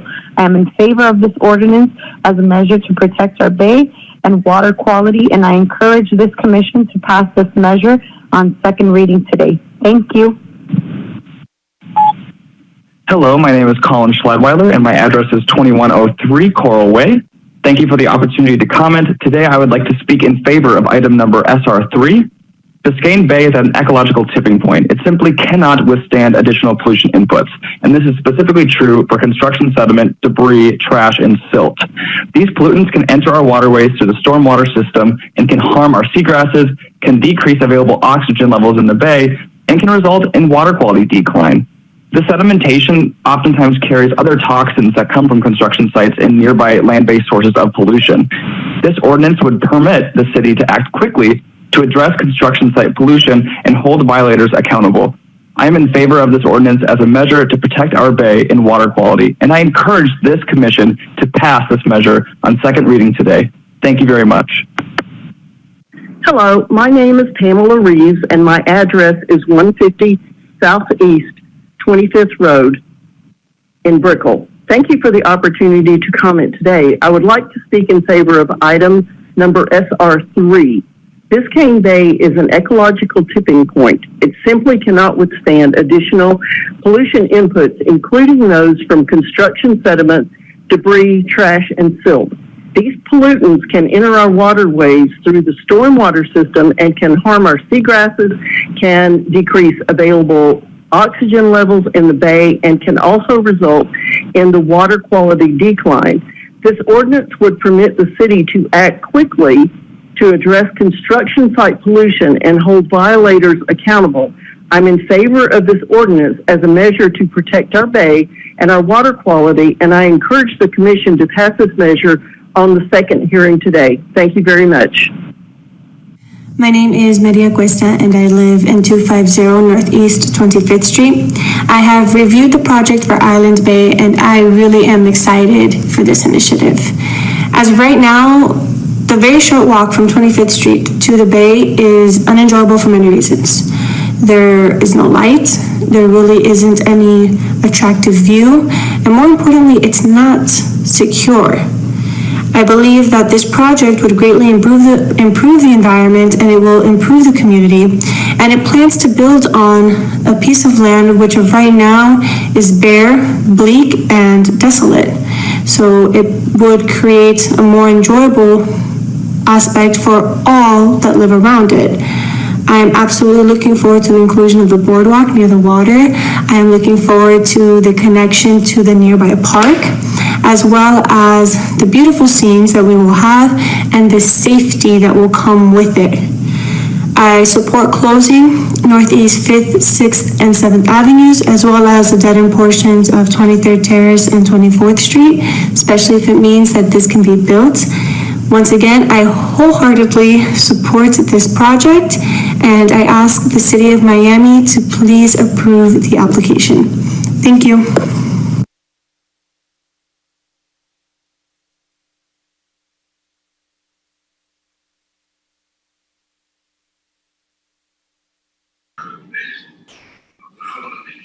Are there any other public comments that we should know about?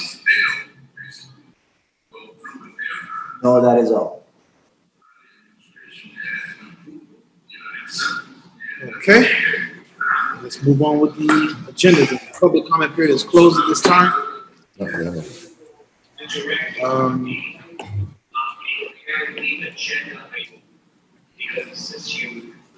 Mr. Manager, can we have someone introduce CA1 and CA2?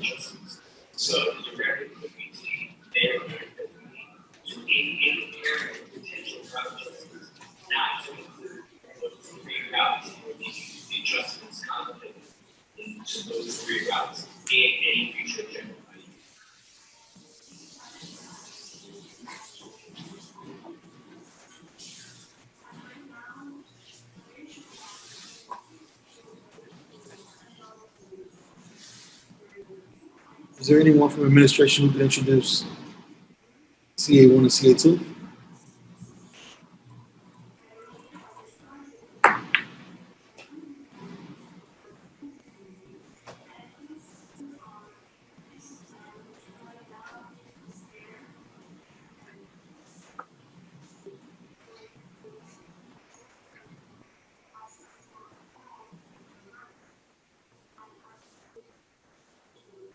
What department would this come under? Is this Newton Vickers? ¿Qué es lo que?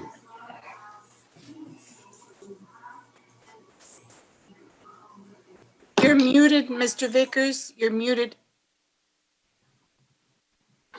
Is that better? That is perfect. Yes. Good, thank you.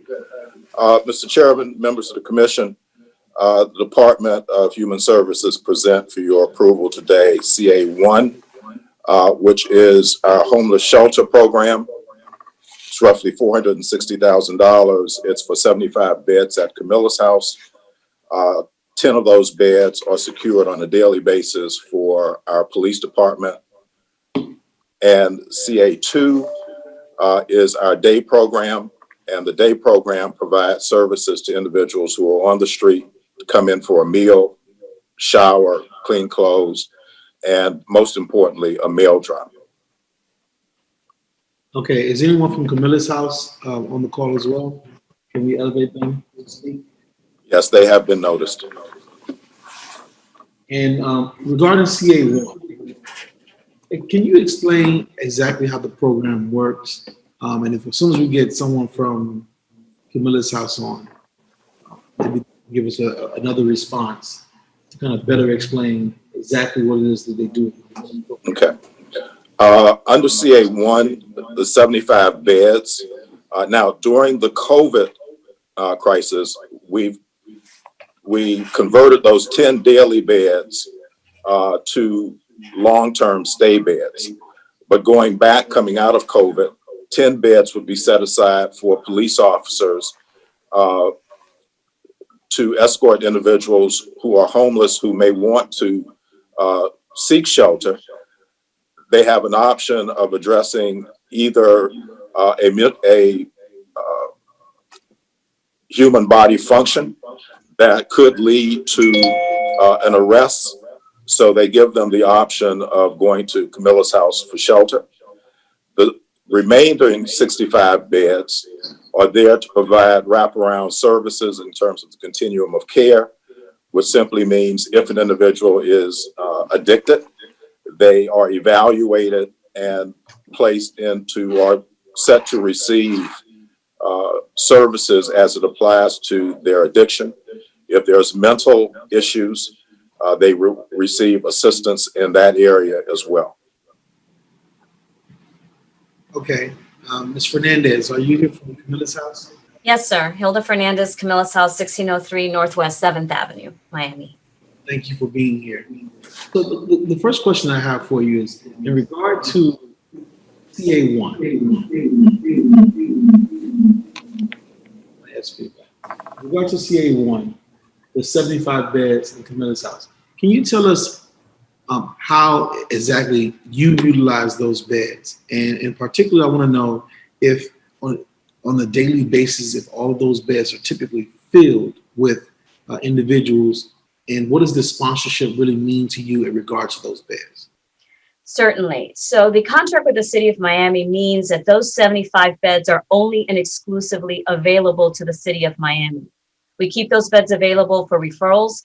As Mr. Vickers explained, initially we were setting aside 10 beds, and we have been historically setting aside 10 beds, 10 overnight beds for the placement of individuals by the City of Miami Police Department as an alternative to under the Pottinger to being arrested if they were engaged in one of the life-sustaining misdemeanors.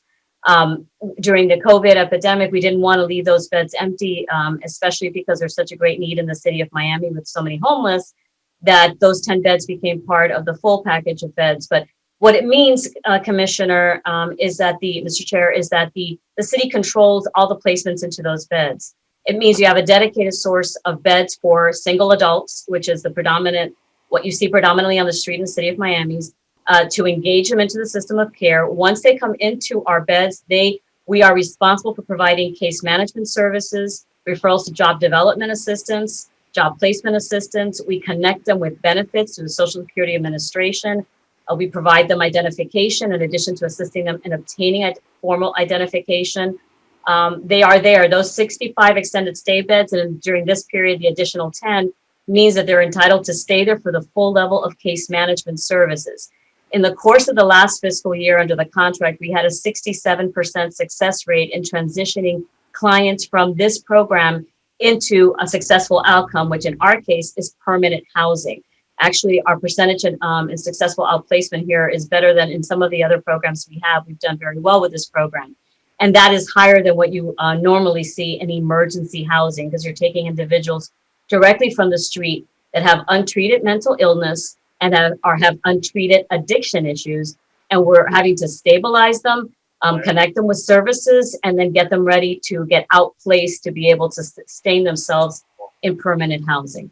But 100% of the clients that come in are assigned a case manager, and they're provided a service plan that delineates what they're expected to do to achieve a successful outcome.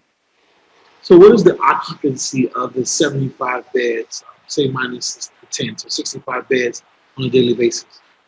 On the extended stay beds, and I'm looking at the annual average, we had a 9% vacancy, but that's only because of turnover. We have turnover on the beds, on the 65 extended stay beds.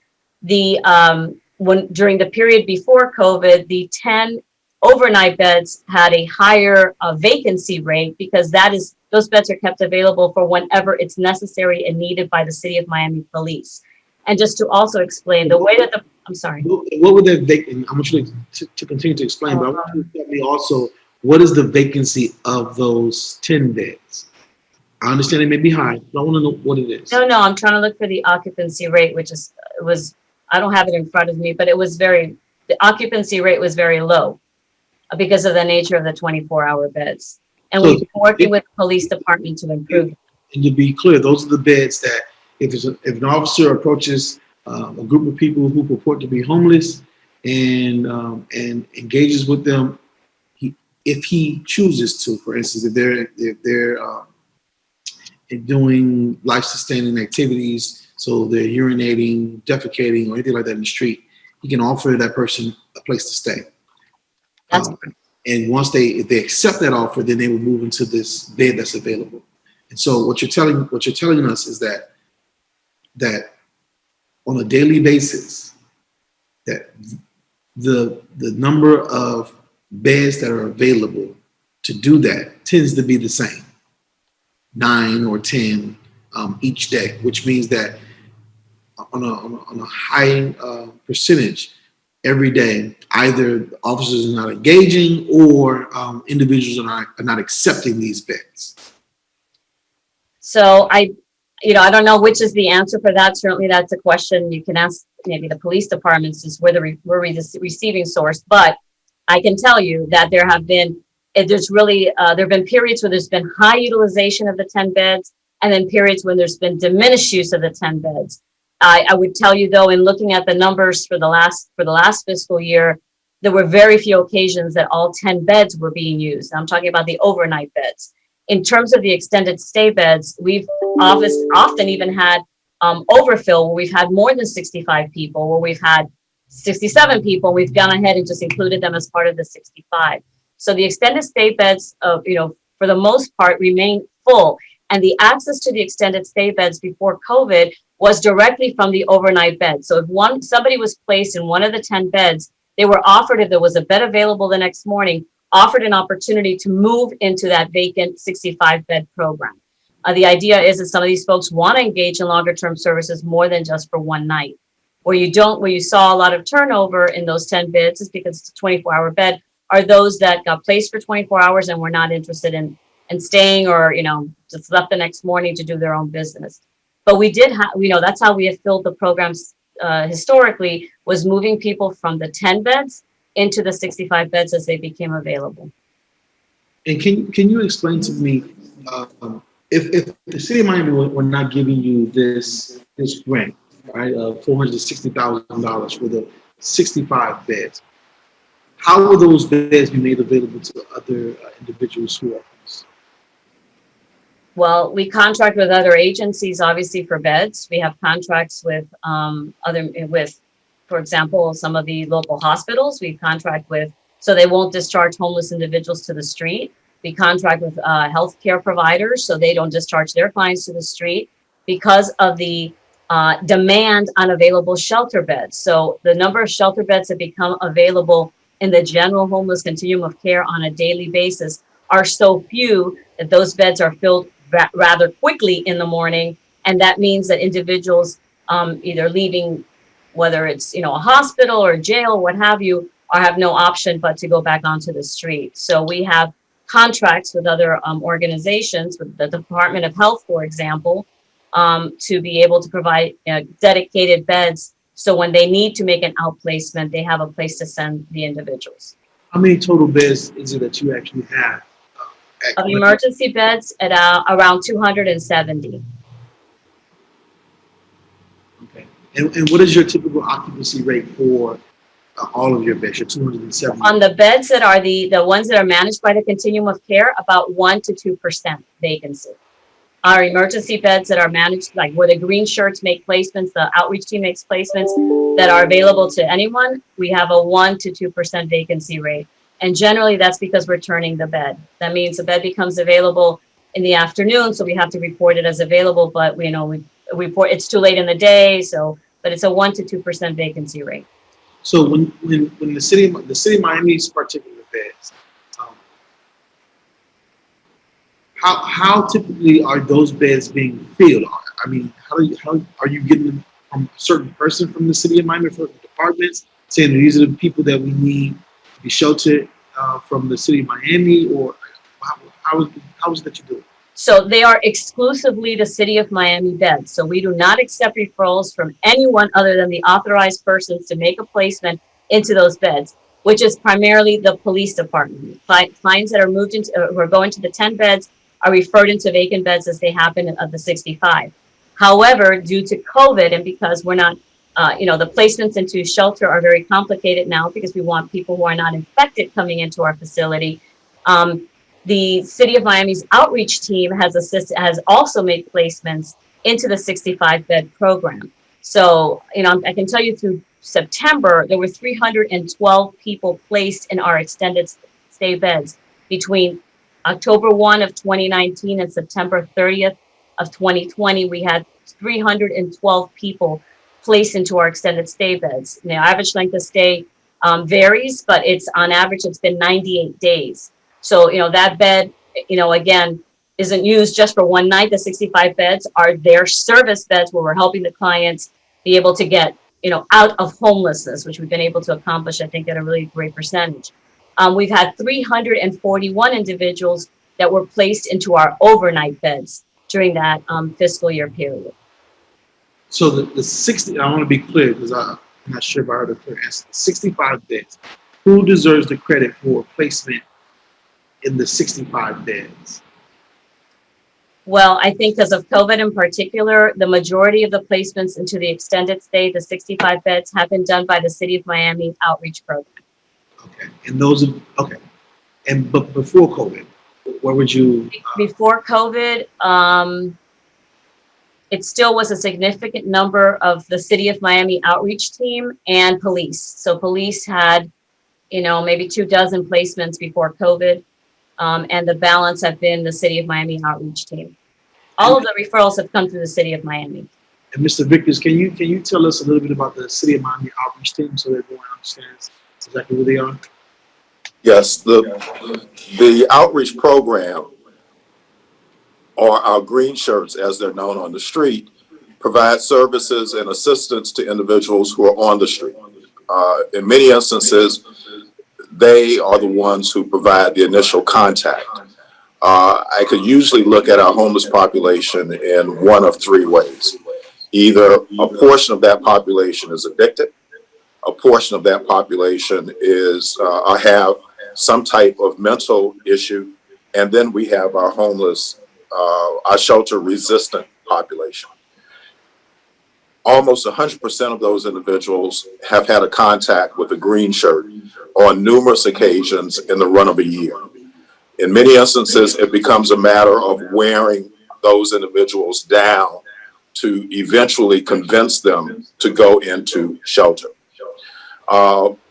Placements in the last year or so, a lot of it has been geared and coordinated with our neighborhood cleanup programs as it relates to our homeless population.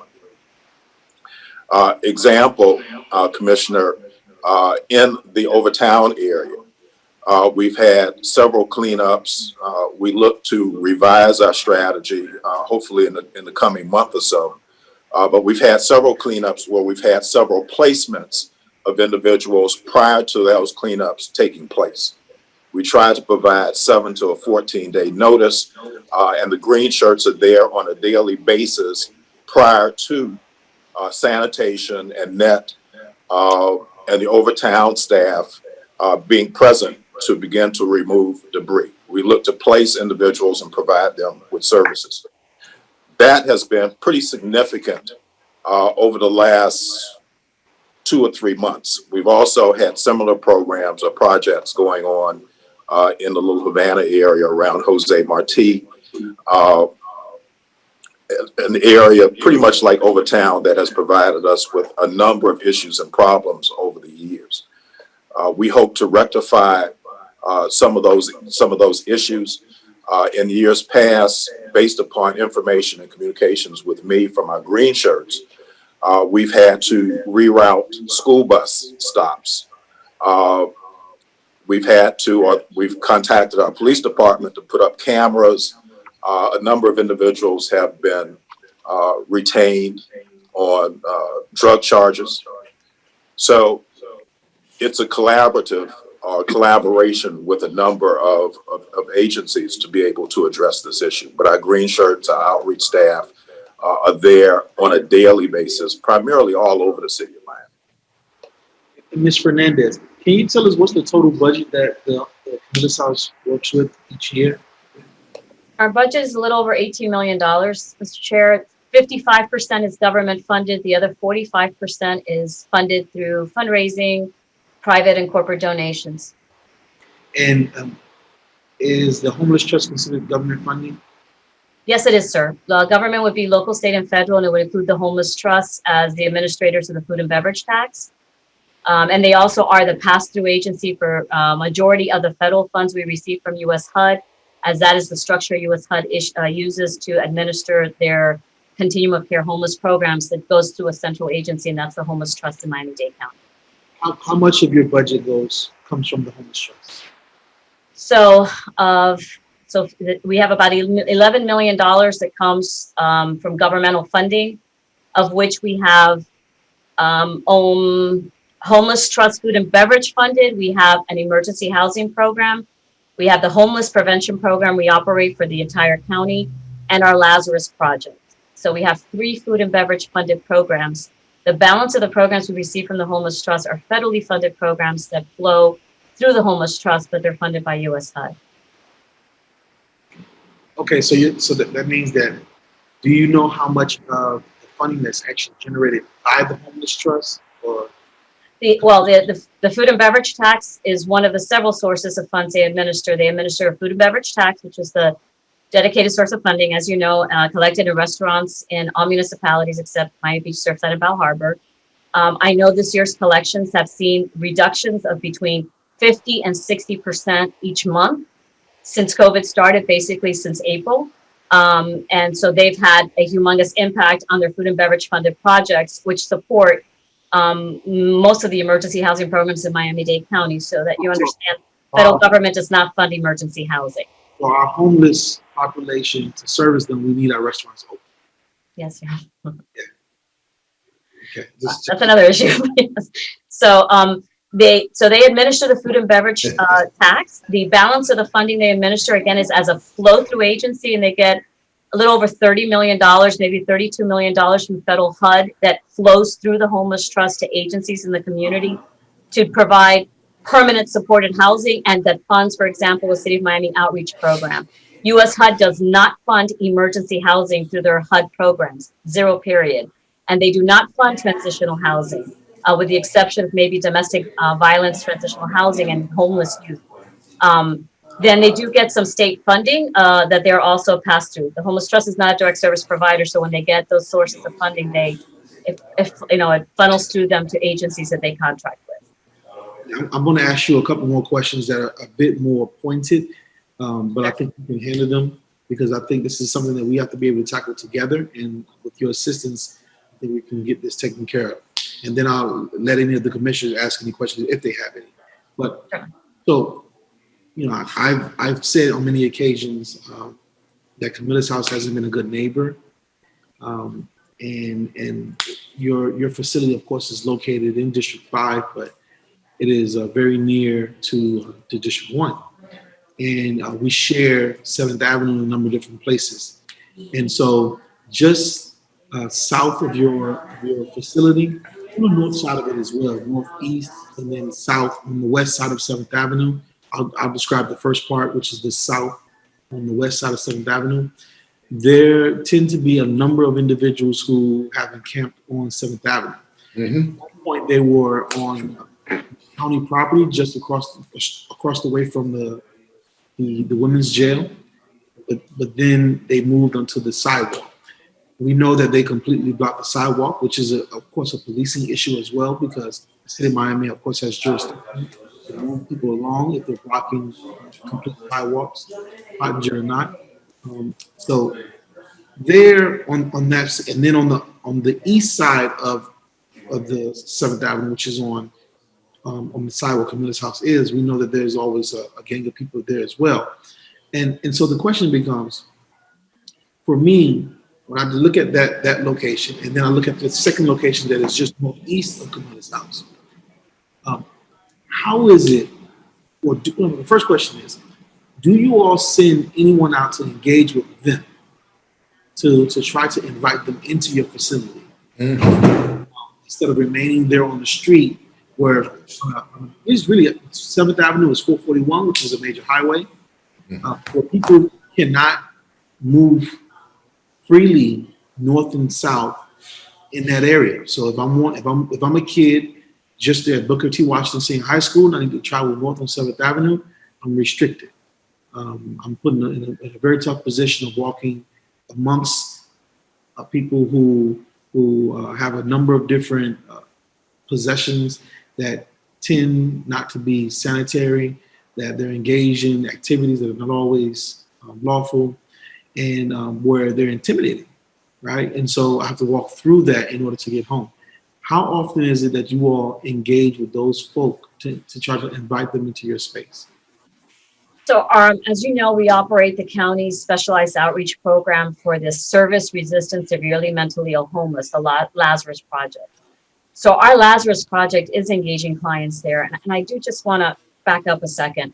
The situation that's under the bridge, as a service provider serving homeless people, it is incredibly frustrating for us to see homeless people half a block away from us, a block and a half away from us. When we know the wealth of services that we can provide and do provide to clients who come into our doors, who willingly come to our doors and participate in our programs. So we are incredibly frustrated with that. We're incredibly frustrated because, Commissioner, we try to be good neighbors, and the area immediately adjacent to our property is clean. We send our clients out there. We have volunteer clients, our clients, to go out there and clean. Our sidewalk is clean. We make sure no one's loitering. We allow smoking inside our facility because we don't even want, even though we shouldn't, just so we don't have people loitering outside smoking in our facility. So we are incredibly conscious of that. This is what has happened under the overpass on 14th and 7th Avenue has really been a phenomenon that's happened in the last 11 months. And we've engaged resources to send out there. We're working with the city's outreach teams to go out there and also engage clients. And we have success, but the numbers ebb and flow of who's out there. They're not always the same people.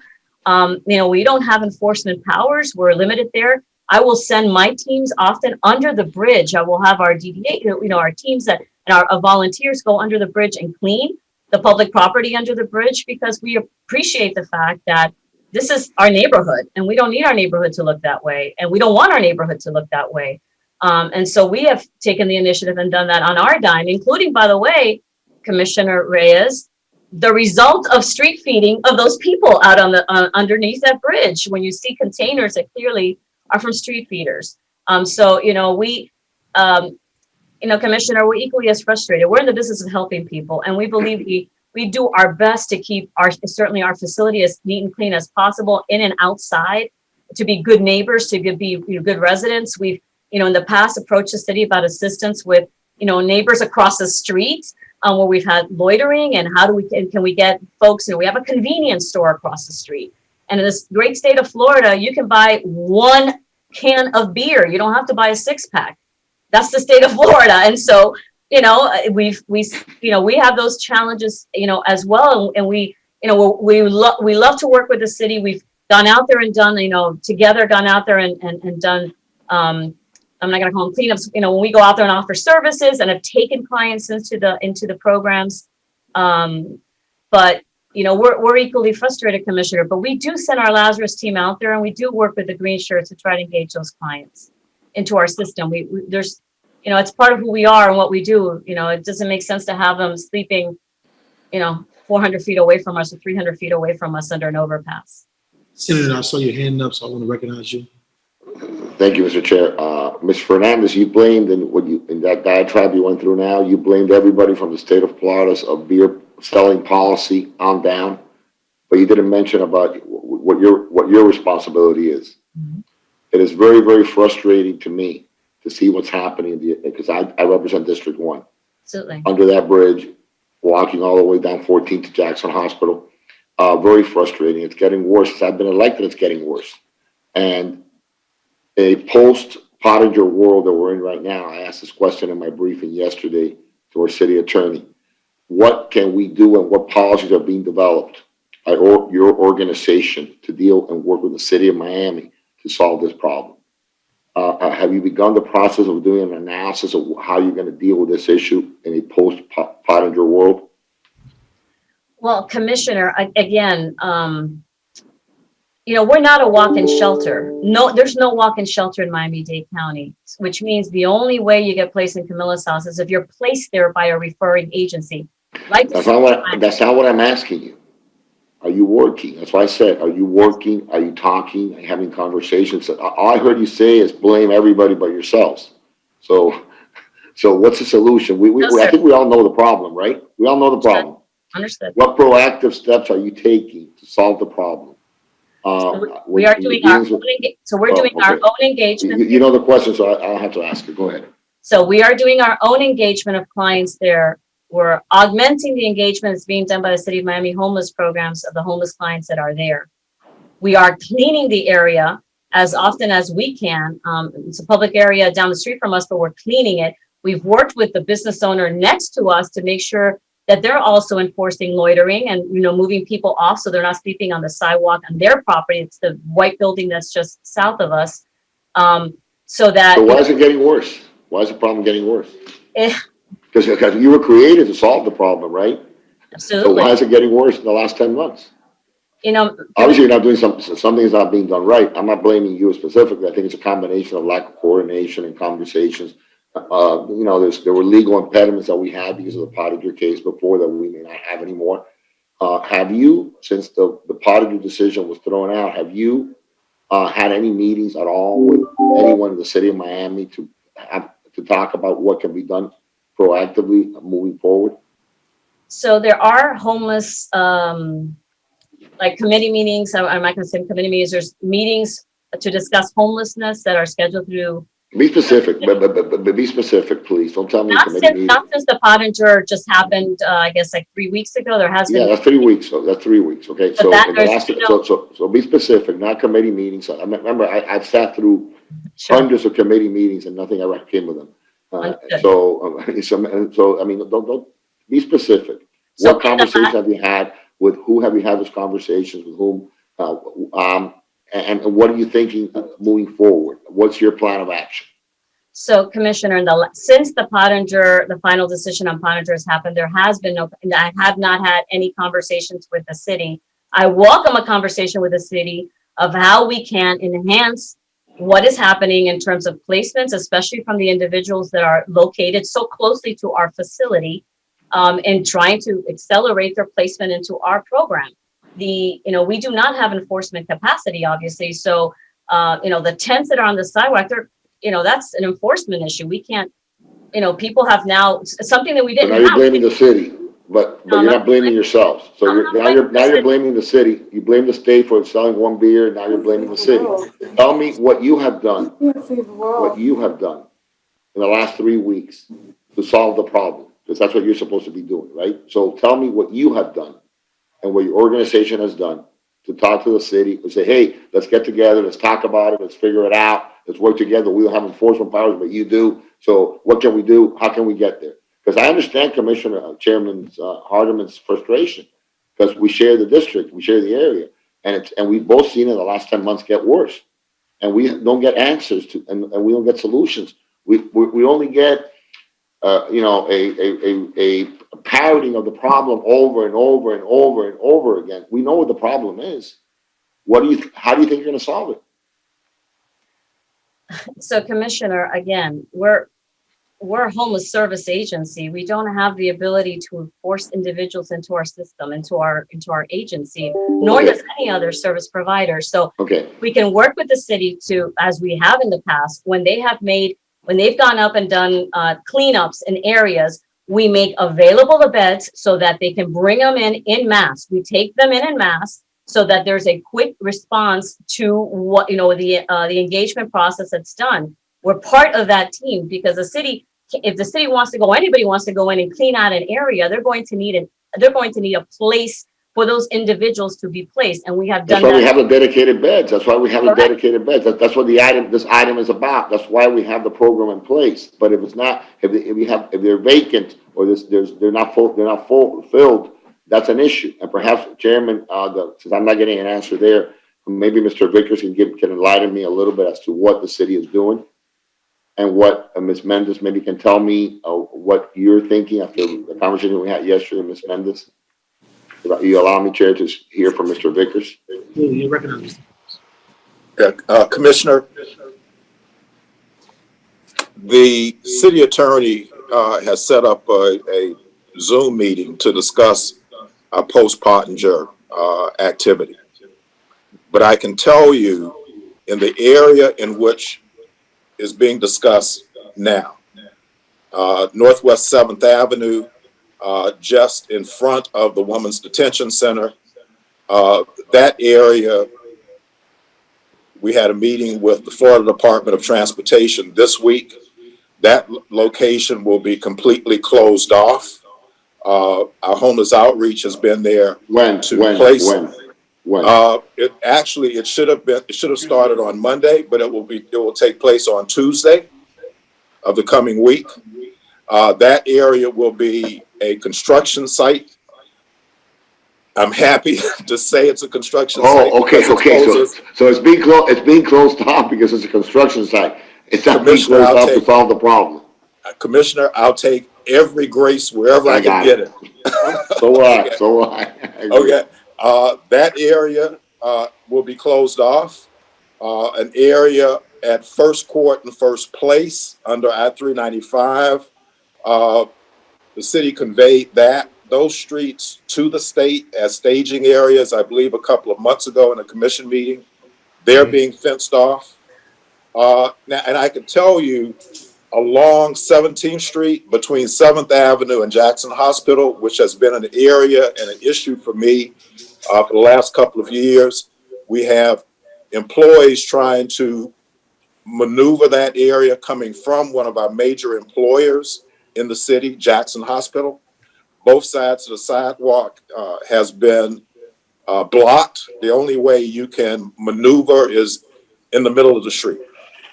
That is not a Camillus House issue.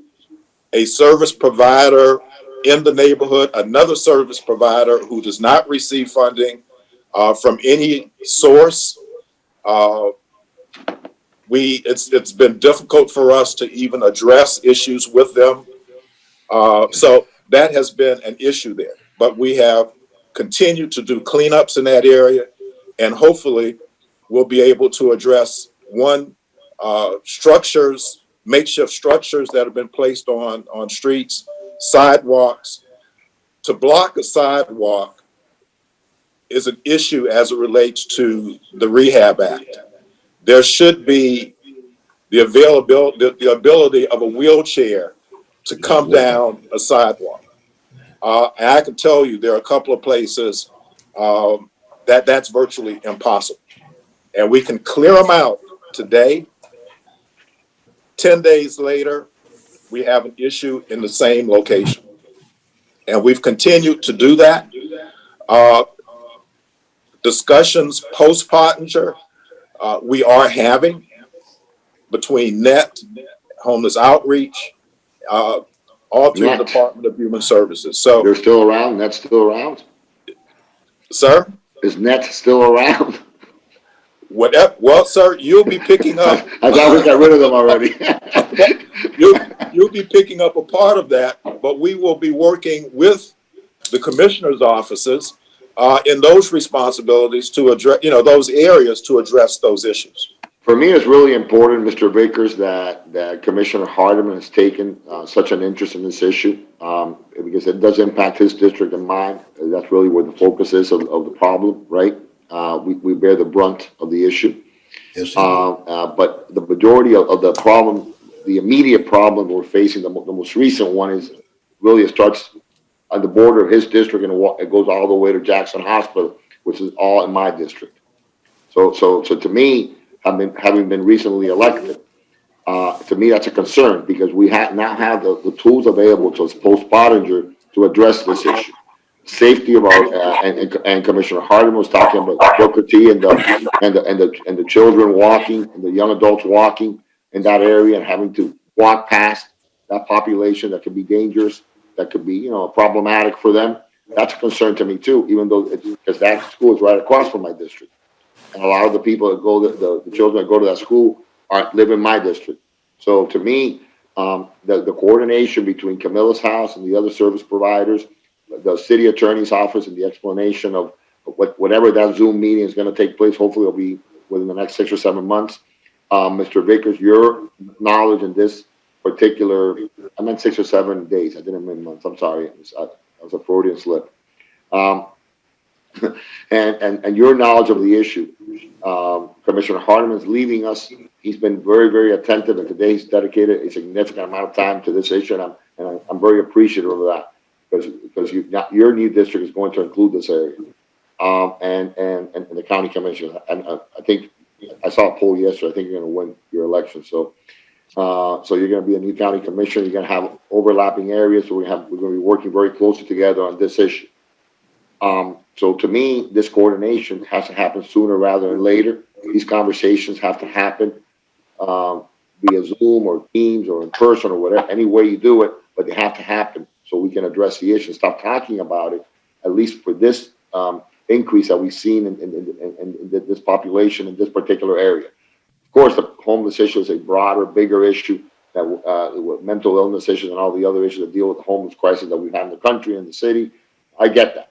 But at least our immediate solution to this problem is something that I think we can find some common ground and we all work together.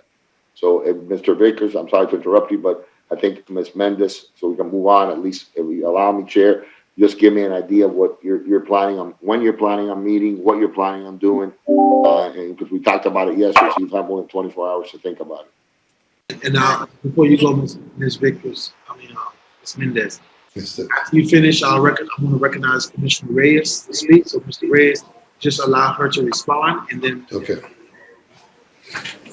And I see Commissioner Carollo's hand went up.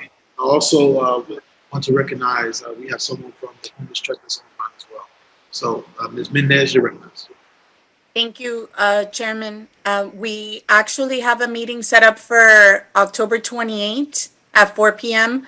Part of it was the catalyst was the chairman asking for us to talk to him about these post-Pottinger issues and enforcement. So we do have it for next week. So it will be much sooner than your anticipated time frame, Senator. And also, Mr. Wysong can give you a few points, not super elaborate, on how just easier things that we can do post-Pottinger. He's on as well, and he could give you those direct answers to your questions from last night.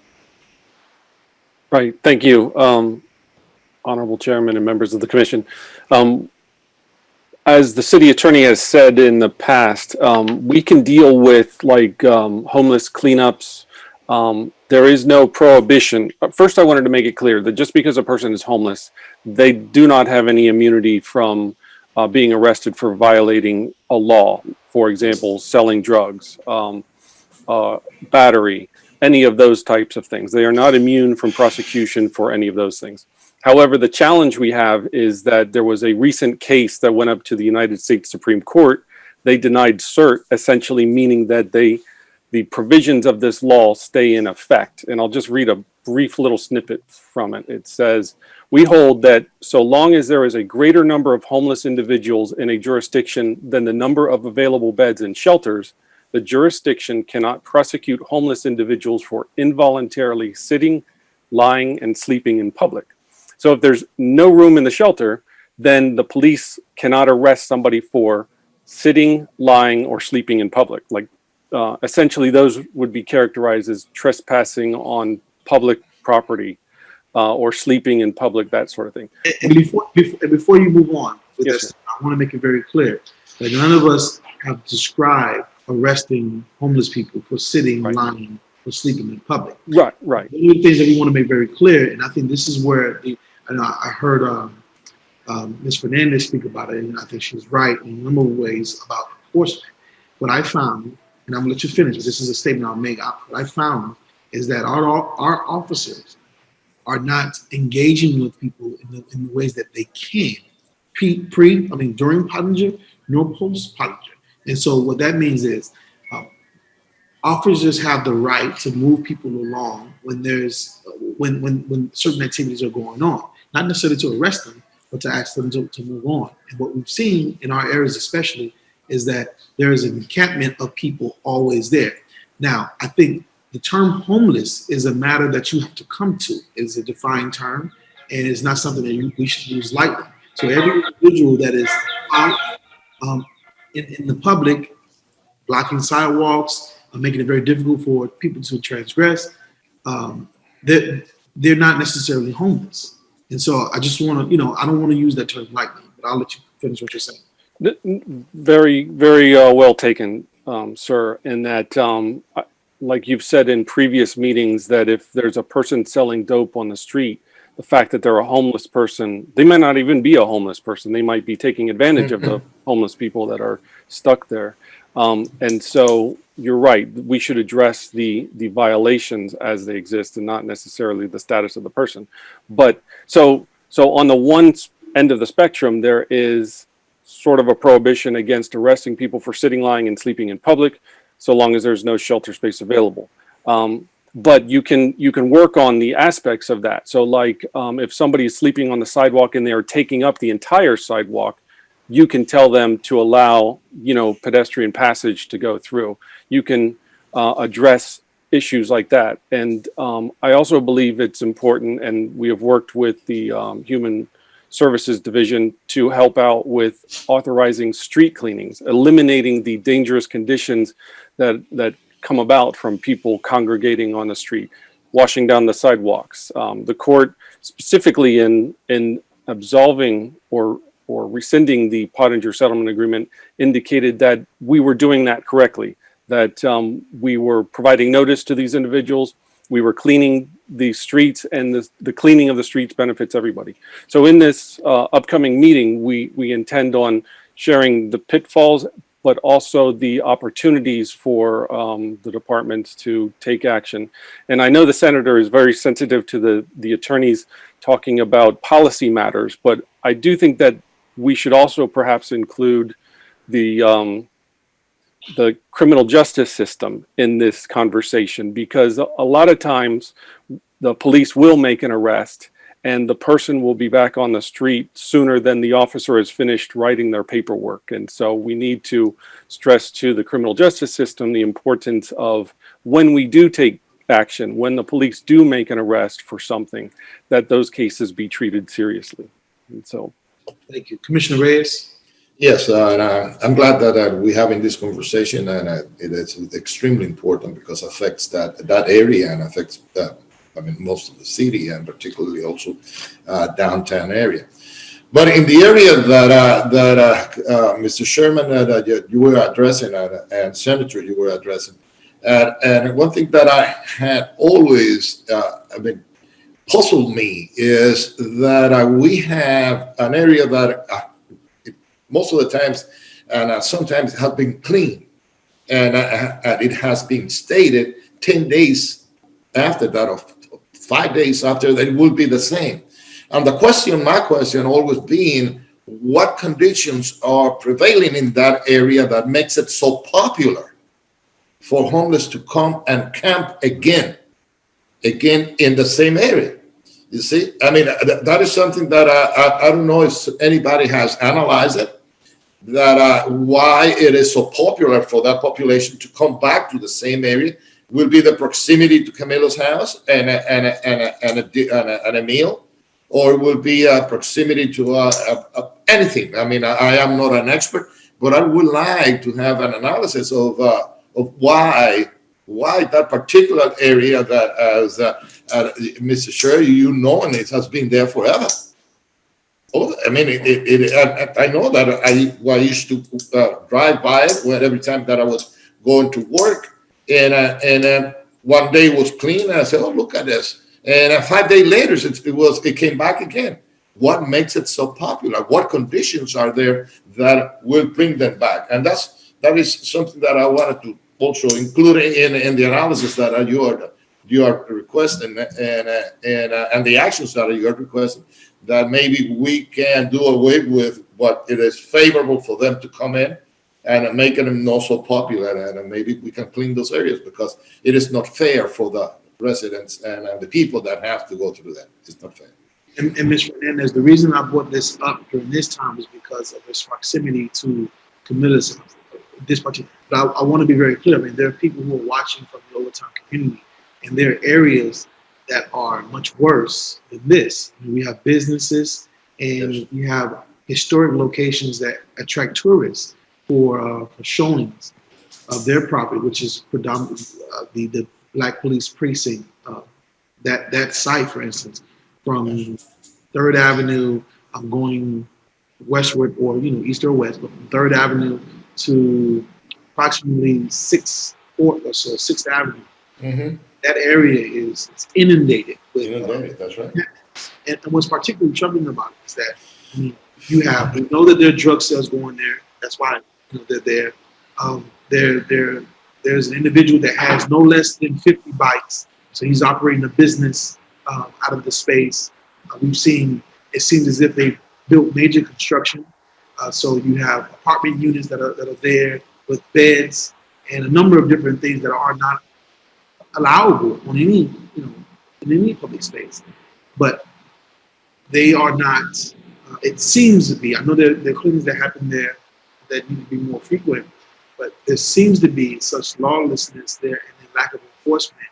And this is something that people. This is the introduction to a historic neighborhood that's getting millions of dollars in reinvestment.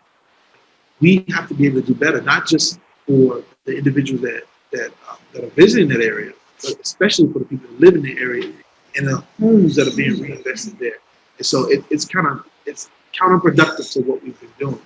And I think that this body, especially with the individual that we have here now, post Podger, I think this is the body that can really put a dent in it, especially when we know we're going to be given a new police chief. And I think that this is one of those things that's a condition of employment. How do we do this? Because what I've seen in that area is that there's enforcement of delivery mopeds on 10-foot sidewalks, right, where people can get by clearly. There's enforcement of individuals who are stopped at a light too long in areas where there's lack of traffic. But there's no enforcement whatsoever of the 10s and 20s of individuals that I'm watching that are using drugs, buying drugs, selling drugs, engaging in pornographic activities. There's no enforcement of things there that I've seen that's meaningful. I know that one of the commanders has recently asked about cameras for that area. I spoke to the chief about it because I know that we have access to temporary cameras, But her request was really merely about dollars from the CRA to provide relief. And that's not what, that's not what this should be about. It should be about solving a problem, and we should have the resource within the city to take care of it. Commissioner Carollo?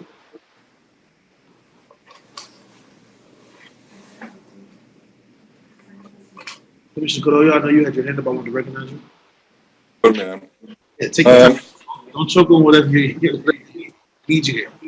What was that? I'm sorry, Chairman. I didn't hear you. Don't choke on whatever you're eating. Having lunch already? I spent my whole life with certain people always,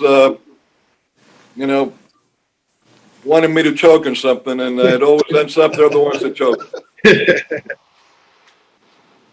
But I was told that there was some love spread on me today. I'm glad that I'm helping the economy again, that they're paying newspapers to talk about me and bloggers. I'm helping people. They're being paid to talk about me. That's wonderful. Okay? Now the economy moves in strange ways. But before I get to the topic that we're on, it was mentioned before that nets. I thought that we took a motion that beginning this new fiscal year, nets were over. We were going to do our own nets. So I'm a little confused. Maybe some other time today that could be explained to me, because there was an official motion made from the commission, and I don't know what's happened. But I've been busy, so maybe I need to sit down with my staff and find out what happened with that all. Now, going into the topic of the homeless, it just boggles my mind that the only time that I have gotten any response for the residents of my district on the homeless has been when top management has gone out there itself to direct traffic with all the other departments. And then I'll tell you what's happened. Since like the rest of the city, everything's schizophrenic. Nobody really cares. We talk so much about the residents, and that's the most important thing. But in the end, very few people care about the residents, truly. So nobody goes out there, whether it's the police, whether it's all these groups that we have. I don't know how many groups that we have to deal with the homeless. Nobody goes out there and does anything about it. So the area that was cleared up about a month and a half ago or so, or a month ago, now some of the ones that were left behind, I brought in more, and I got the area over the overpass on 6th Street that you can't walk through that sidewalk anymore. So where are the rights of the average resident of Miami that they can't even walk through a street, and they got to see the sights that they're seeing because the city's not doing its job? I'd like to know what the commander of my district is doing in that area to make sure the police officers are coming by professionally and asking them if they would like to go to a shelter, trying to help them go to a shelter. Why are the people that are cleaning up letting these people put huge tents in some cases, smaller in others, be bringing furniture, mattresses, you name it, even stoves in some cases. Why are we letting them do that and nothing is happening? And then I see that we're paying millions of dollars. The Homeless Trust got $18 million. And if you're going to get my vote to keep giving you money, then I want to see that you, along with somebody in the city, does something about that. And not one time, because top management shouldn't be the one that's out there to handle this. We got a lot of employees in the city that should follow up, but nobody wants to follow up. You go one time, and then That's it. You let it go. And at least I should be grateful that, one time in several years, it was truly cleaned up. But I cannot understand why we're paying you millions of dollars. And I keep getting complaints from residents in my area, and I keep getting the blame for what we have. And I'm sure the other commissioners are being blamed with their districts too. And it's not just the area over Jose Marti Park that Mr. Vickers spoke about. I got smaller pockets spread out all over my district, whether it's Flagler, whether it's in 8th Street, 1st Street, 17th Avenue. Now, what are you guys doing and going out in the field and cleaning up? I mean, who in the city is truly putting a task force together to clean up our areas and help these people? Look, the vast majority, if not in the 80 plus 90 percentile of the people out there, are not from the city of Miami. They come from other areas, most out of Miami-Dade County. And the vast majority of them have either mental problems, drug problems, alcohol problems, or all combined. So let's not kid ourselves. These are not going to be people that you're going to be able to straighten out so they can change their lives. It's not going to happen. You might do 1%, 2%, maybe God will come down and do 5%, but the rest of the people, they're part of the drug war. The drug war that it was to destroy America, and they are destroying America like this. Because, other cities are in even worse shape, but this is Miami, this is our city.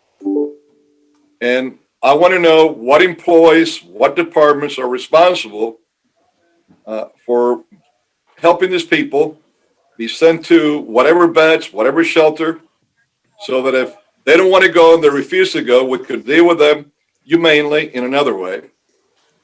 But we deal with them, that they're not in the street blocking sidewalks, doing all kinds of other things that I won't even mention here. And nobody gives a crap about it. So can somebody tell me which of the departments that are supposed to handle this? Because I will gladly approve the funds so you could have them. But if you're not going to do anything about it, no one's going to do anything about it, why give you more money?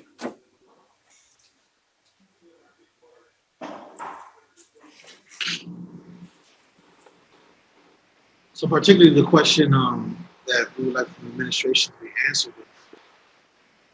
Well, the question, Chairman, is which departments are responsible for getting these people into beds, into shelters, getting them off our streets? Mr. Chairman, Commissioners, if I can, the Department of Human Services Homeless Outreach is responsible on a daily basis. They are our boots on the ground to address. Why are they doing their jobs in my district? Not to mention others, but the others could fight for their own districts. Why aren't they doing the job in my district? Commissioner, I could probably tell you that each individual who's on the street who is homeless has had contact on multiple occasions, sometimes 15, 20, sometimes 40 times with a green shirt. That staff is probably one of our most dedicated staffs in the city. They attempt to address it. They place them in shelter. In some instances, they stay. Some instances, they will say it's too structured. I can't stay. There's any number of issues, but I can tell you that staff is on the street on a daily basis trying to move individuals into shelter. Now, what we have done with I'm sorry, Commissioner, go ahead. I have seen the same faces that have not gone into shelters are still out there. So maybe your people are really dedicated. I don't know what they're dedicated to, but we'll give it to you. They're dedicated to something, but they're not dedicated in getting these people off the streets. And this is the problem that I have. If On top of that, I'm going to give money to a shelter. And I got green shirts, brown shirts, blue shirts, whatever kind of shirts that I'm doing anything to get them off. Then what do we need to have all you guys? We got a budget crunch right now. By the way, gentlemen, the budget that we approved that we thought was balanced is not, because those weren't taken care of with the one union that we were told that they were. So we got a few more millions of dollars, so we got to take care of it. So I suggest that if you can't take care of that problem, that we begin with your group and defund your whole group. Because I'm sick and tired of seeing what I'm seeing in my district. I don't even want to go over the bridge into the MRC side in downtown, because that's like a war zone. I can honestly say I've been all over our hemisphere. There's not a country in our hemisphere I haven't been to. I've seen the best and the worst. I haven't seen a single place anywhere in our hemisphere that you have people thrown all over the place like we have here in our own downtown area and some of our other areas. And we're supposed to be the first world. I don't know. So what I'm pleading with all of you is to do something about this. I'm tired of getting the blame for you guys not doing your job. So let me. I have a question for Ms. Fernandez, and then I'll recognize Ms. Millette. Yes, Ms. sir. Fernandez, one of our dear former commissioners, Commissioner Sarnoff, instituted a MAP program, and at the time it was highly contested, especially by by the Homeless Trust, because what was, well, I won't say the reasons, but it was highly contested. And so we know that there is a resistance of individuals who are considered to be homeless of having structure. And the MAP program, as I understood, allowed them to come into the facility to lay on comfortable mats, much the same way they would lay in the street, but they would have the security of the shelter and access to different facilities at the shelter. And they will be in environments where they will be free from attack, from illegal drug, use or sale or anything of that nature. And it was a place for them. If you were truly looking for someone to sleep, you could be there. Have you heard about that program? And if so, do you believe that program is beneficial? And if it is beneficial, and the city, for instance, stopped funding it, why haven't you all started a similar program if you have not? Mr. Chair, if I can, just a second, I wanted to go back and appropriately answer a question for Senator Diaz-La Portilla. He had asked a question about what we had done proactively, but he was very specific to the Pottinger case. Senator, I just wanted to let you know that we have a meeting scheduled for next week with the new commander for the downtown Overtown area. When we found out there was a new commander, we called the city to ask to meet with that new commander so we could talk about how we can work together. And that meeting is approved till 12. So we try to work with our partners to try to address the issue. But that meeting is scheduled, I think it's Commander Fernandez for next Monday. But we reached out the minute we found out there was a new commander, as we have relationships with the two commanders, the ones that deal with Allapattah and downtown. Those are the ones we deal with most frequently. The answer to your question, Commissioner, so the MAP program, as it was originally called, allowed for the equivalent of overnight stay only. So the people would be able to come in, sleep inside, but they would leave in the morning. If some of them wanted to avail themselves of the day center services, they could. I think what ended up happening, the result of that MAP discussion was eventually the Homeless Trust funded another 75 beds, emergency beds. And that's when the city started funding the 75 Pottinger beds that are dedicated by the city. So we don't run, with these few exceptions, we don't do overnight sheltering. That model in the past in Miami-Dade was perceived as not being the most effective because people were, sheltered only overnight. From the Camillus House perspective, it was a funding issue. The funding I think there was a dispute as to how it would be funded, and that's where it kind of got stuck. And then the solution eventually was a commitment from the Homeless Trust to actually fund 75 beds permanently for emergency housing, which they did and do still exist after this. And I think that happened in 2012 or 2013. And so 6-7 years later, those 75 beds are still available, presumably to expand the capacity to presumably reduce the need for the MAP program. Can you define what emergency housing is for everyone that's watching? Certainly, emergency housing is generally what is provided to individuals who are coming directly off the street. In the system in Miami-Dade County, it's called no barrier, which means the individuals do not have to be clean and sober. They just cannot use inside the facilities. But everything else, or we provide even a pet kennel. So if they have a dog, they can't use that as an excuse for not coming into the shelter. We actually provide them a kennel with food for the dogs and everything, so we can take as many people in. So we will accept clients who are not clean and sober, who are still not mentally stable. And it's our job, once they come in, to assign them to a case manager in emergency housing. We assign them to a case manager so they are assisted in identifying how to get them out of there into permanent housing.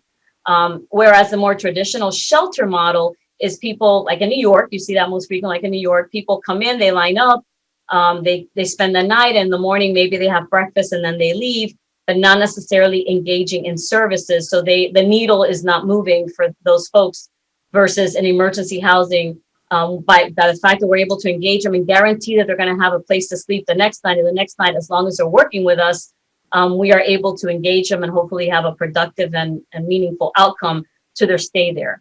Does that mean it happens all the time? Of course not. The only barrier that happens in Miami-Dade County for emergency shelter, emergency housing, is that because of the law, the distancing requirements, there is no facility we cannot accept registered sex offenders.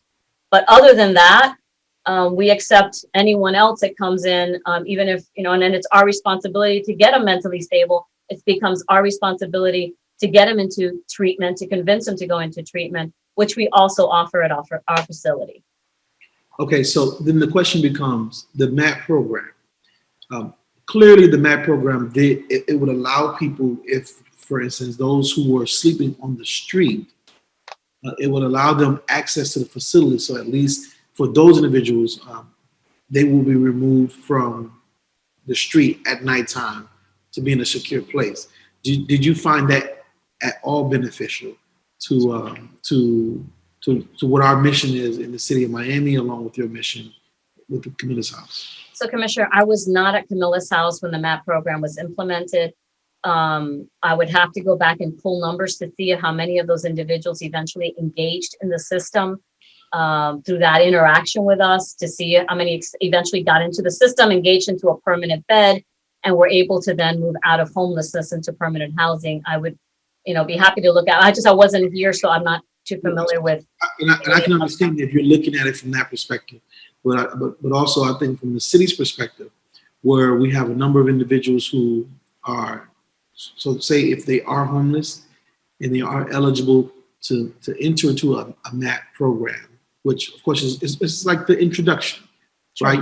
You don't marry the woman, you don't marry the man until you say, hello, my name is Hilda, right? So you have to meet, and the program, as the way that I saw it, was a way that individuals who were looking for shelter, who were looking for a safe place to be, had that option. They could just walk up to Camilla's house and decide that they were going to sleep on a mat rather than sleeping on the concrete in the city of Miami. And so, I'm asking that because maybe that's a way that we can reduce the number of people that are sleeping on the street. There, of course, they don't have to get services. They can if they like, right? And it gives them that option, right? So you can make appointments with them. At least now we can know who they are, if these are the people who are truly homeless and are chronically homeless, and not individuals who are staying on the street in order to engage in activities that are illegal, or because they just, they have no regard for any sort of structure. So, and that's not on the agenda today, but of course, I just want the rest of the commissioners to understand, those who were not here, those who were, that there are some options that we have that could possibly help alleviate some of our issues. And I'll leave it at that. And then I'll recognize Ms. Millette. I hope I'm pronouncing your name correctly as well. Thank you so much, Commissioner. So let me start out by saying this is not an excuse, but the pandemic has exacerbated everything on the street. I'm not 100% certain. We'll know better in January when we do our point in time count. But what were people on the street has turned into full-fledged encampments, something we rarely had on the streets of Miami-Dade. We have had well-meaning organizations passing out tents and other supplies. Once those tents get into the hands of these individuals, it's very hard to get them to go away. So even if an individual accepts a shelter bed, they will not relinquish their items. Instead, they will tell the person next to them who has refused a shelter bed to, here, take my things, which prohibits us from, removing or keeping at bay the debris. The CDC has had guidance out since the beginning of the pandemic that says, don't mess with encampments. So we've been up against that challenge, that if you tell large groups of people to move on, are you promoting community spread? So the way we've been dealing with this is we've set up 5 quarantine and isolation sites, and the teams that are out on the street have been moving people, COVID or not, to these sites. They have become the de facto entry place for the individuals on the street who are willing to go to shelter. And in these cases, in some cases, they're not going to a shelter, they're going to a hotel site that we've procured, and they can go into their own room in a hotel site. We test them for COVID. If they come negative, we pipeline them into shelter with rare exceptions so that the shelters know that they're not accepting a positive.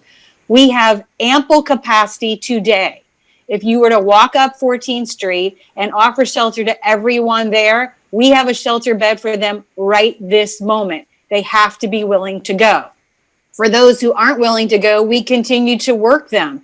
We work them through the PATH teams that are funded through Thriving Mind, that are funded by To Camilla's House, that are mental health counselors out on the street daily. They can coordinate to move people into these isolation and quarantine sites. We have the Lazarus Project, who's dealing with the severely mentally ill individuals, and they have a caseload they're engaging every day. We have Camilla's Health Concern, who's providing medical care and treatment to people on the street. They too have put people into shelter and moved people into the isolation and quarantine sites. We just a few weeks ago approved state legislation that was put forth by Judge Leifman. It's designed to update the Florida Mental Health Act. This is going to provide additional modernization to the Baker and Marchman Acts so that we can provide more tools to the judiciary to help people who cannot help themselves. Additionally, we're amending the workflow for the outreach teams so they don't have to think just in terms of this person needs to go to a shelter bed. We want them to enter an encounter, enter and open a case, even for those refusers, as long as they can get basic information. And we have automated our referral process to permanent housing so we can pipeline those individuals directly into a housing intervention if they're prioritized. And unsheltered people are part of that prioritization strategy. Obviously, we're juggling many populations. We've partnered with your police department, who got a grant to do an opioid pilot that involves Marchman Acts, or not quite Marchman Acts, but pre-Marchman Acts. And we've committed, if those officers need a bed to place someone in somewhere indoors prior to receiving a treatment bed, we're going to be there for the City of Miami Police to be able to receive those opioid users before they have a transitional or temporary treatment bed available. How many, if I could interrupt for a minute, how many requests have you received from our police department for such beds? So I need to look and ask the teams how many. I don't have that at the tip of my tongue. We never thought that the predominance of people in that grant would be opioid users who are homeless. Some are, some aren't. They anticipated it would be a fraction. So we can circle back with the police department, but the beds are there. Yeah, well, I know the bets are there. We're paying for them. But Ms. Millette, the direct question is, how many people has our police department referred to you or brought to you from the streets? I'd have to check that information. Let me say it It's this that way. few, right? It's that few that you got to check the information. So Mr. Chair, for me, for the beds that the City of Miami funds, there were 341 placements by police into the 10 overnight beds during the fiscal year that ended September 30th. 341 into the overnight Pottinger beds, what we call Pottinger beds, the overnight beds. So and that's 341. I mean, so if you average one a day, that is a terrible rate at which those beds that are available were actually filled. Also, I want to make note, can we have Mr. Ron Book elevated as well so that he can participate in the discussion if necessary? Madam City Attorney, I'm sorry, Commissioner Roy, you have further questions? But while you're waiting, Mr. Chairman, if I could make a statement. Yes. Because what I'm hearing from Ms. Millette is they have the beds, and a lot of excuses. If it's not COVID, it's something else. Maybe it's HIV, maybe it's Ebola that finally came and hit us. It's always something that we can't get rid of the people. She did touch upon something, all these tents that are being given and more. Now, let me bring this up to the commission's attention. In the arrest that we made and that our police department made on the recent demonstrations, in some cases more than that, I stopped counting percentages, but early on it was something like 7-8%. I don't know if it came close to hitting 10 of the people that were being arrested. There were homeless. The not so young man that burned one of our police cars, within a couple of days after he did that, here's a homeless person. I don't know how he came into enough money to buy so much drugs. He overdosed so badly, he ended up in a hospital, never came out of the coma, and he died there where we found him.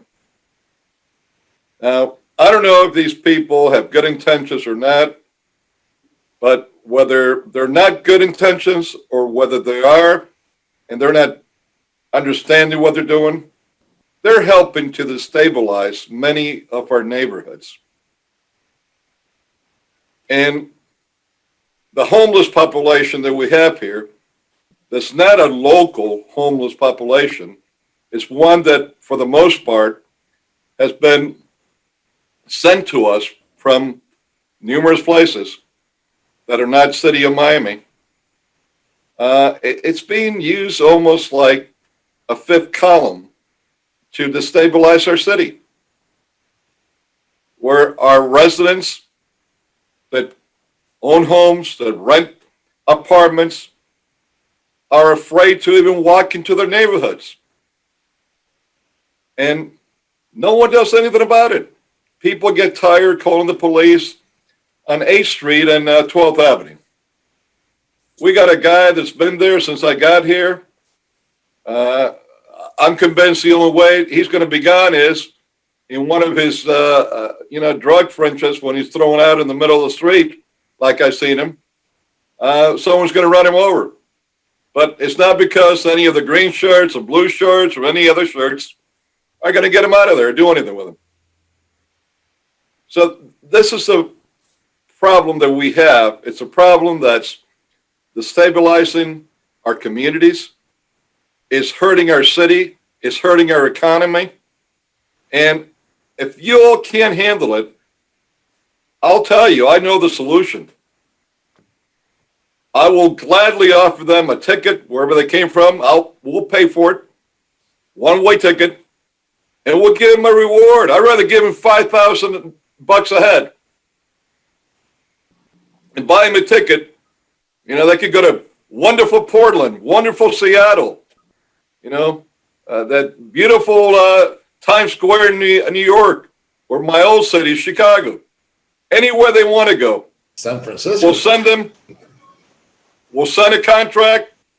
We'll get him $5,000 and get him a one-way ticket. And you know what? We're going to save a heck of a lot more money than having to give the trust and who knows who else so many millions every year. You know, I don't know what else to do. I'm pleading for help and I can't get any concrete answers. I haven't heard anyone here in all these key positions, and no green shirts, blue shirts, red shirts, or any kind of shirts, speak up and say, what areas are you concerned with in your district? We're going to go there right tonight and try to make an impact and do something about it. So because nobody wants to solve any problems in the city. All the people want to do is line up and get their paycheck and not do anything unless they're forced to do it. So I see Mr. Book's hand is raised. I don't know if IT has elevated him so he can participate in this discussion. So I want to recognize him. Mr. Book, you're recognized.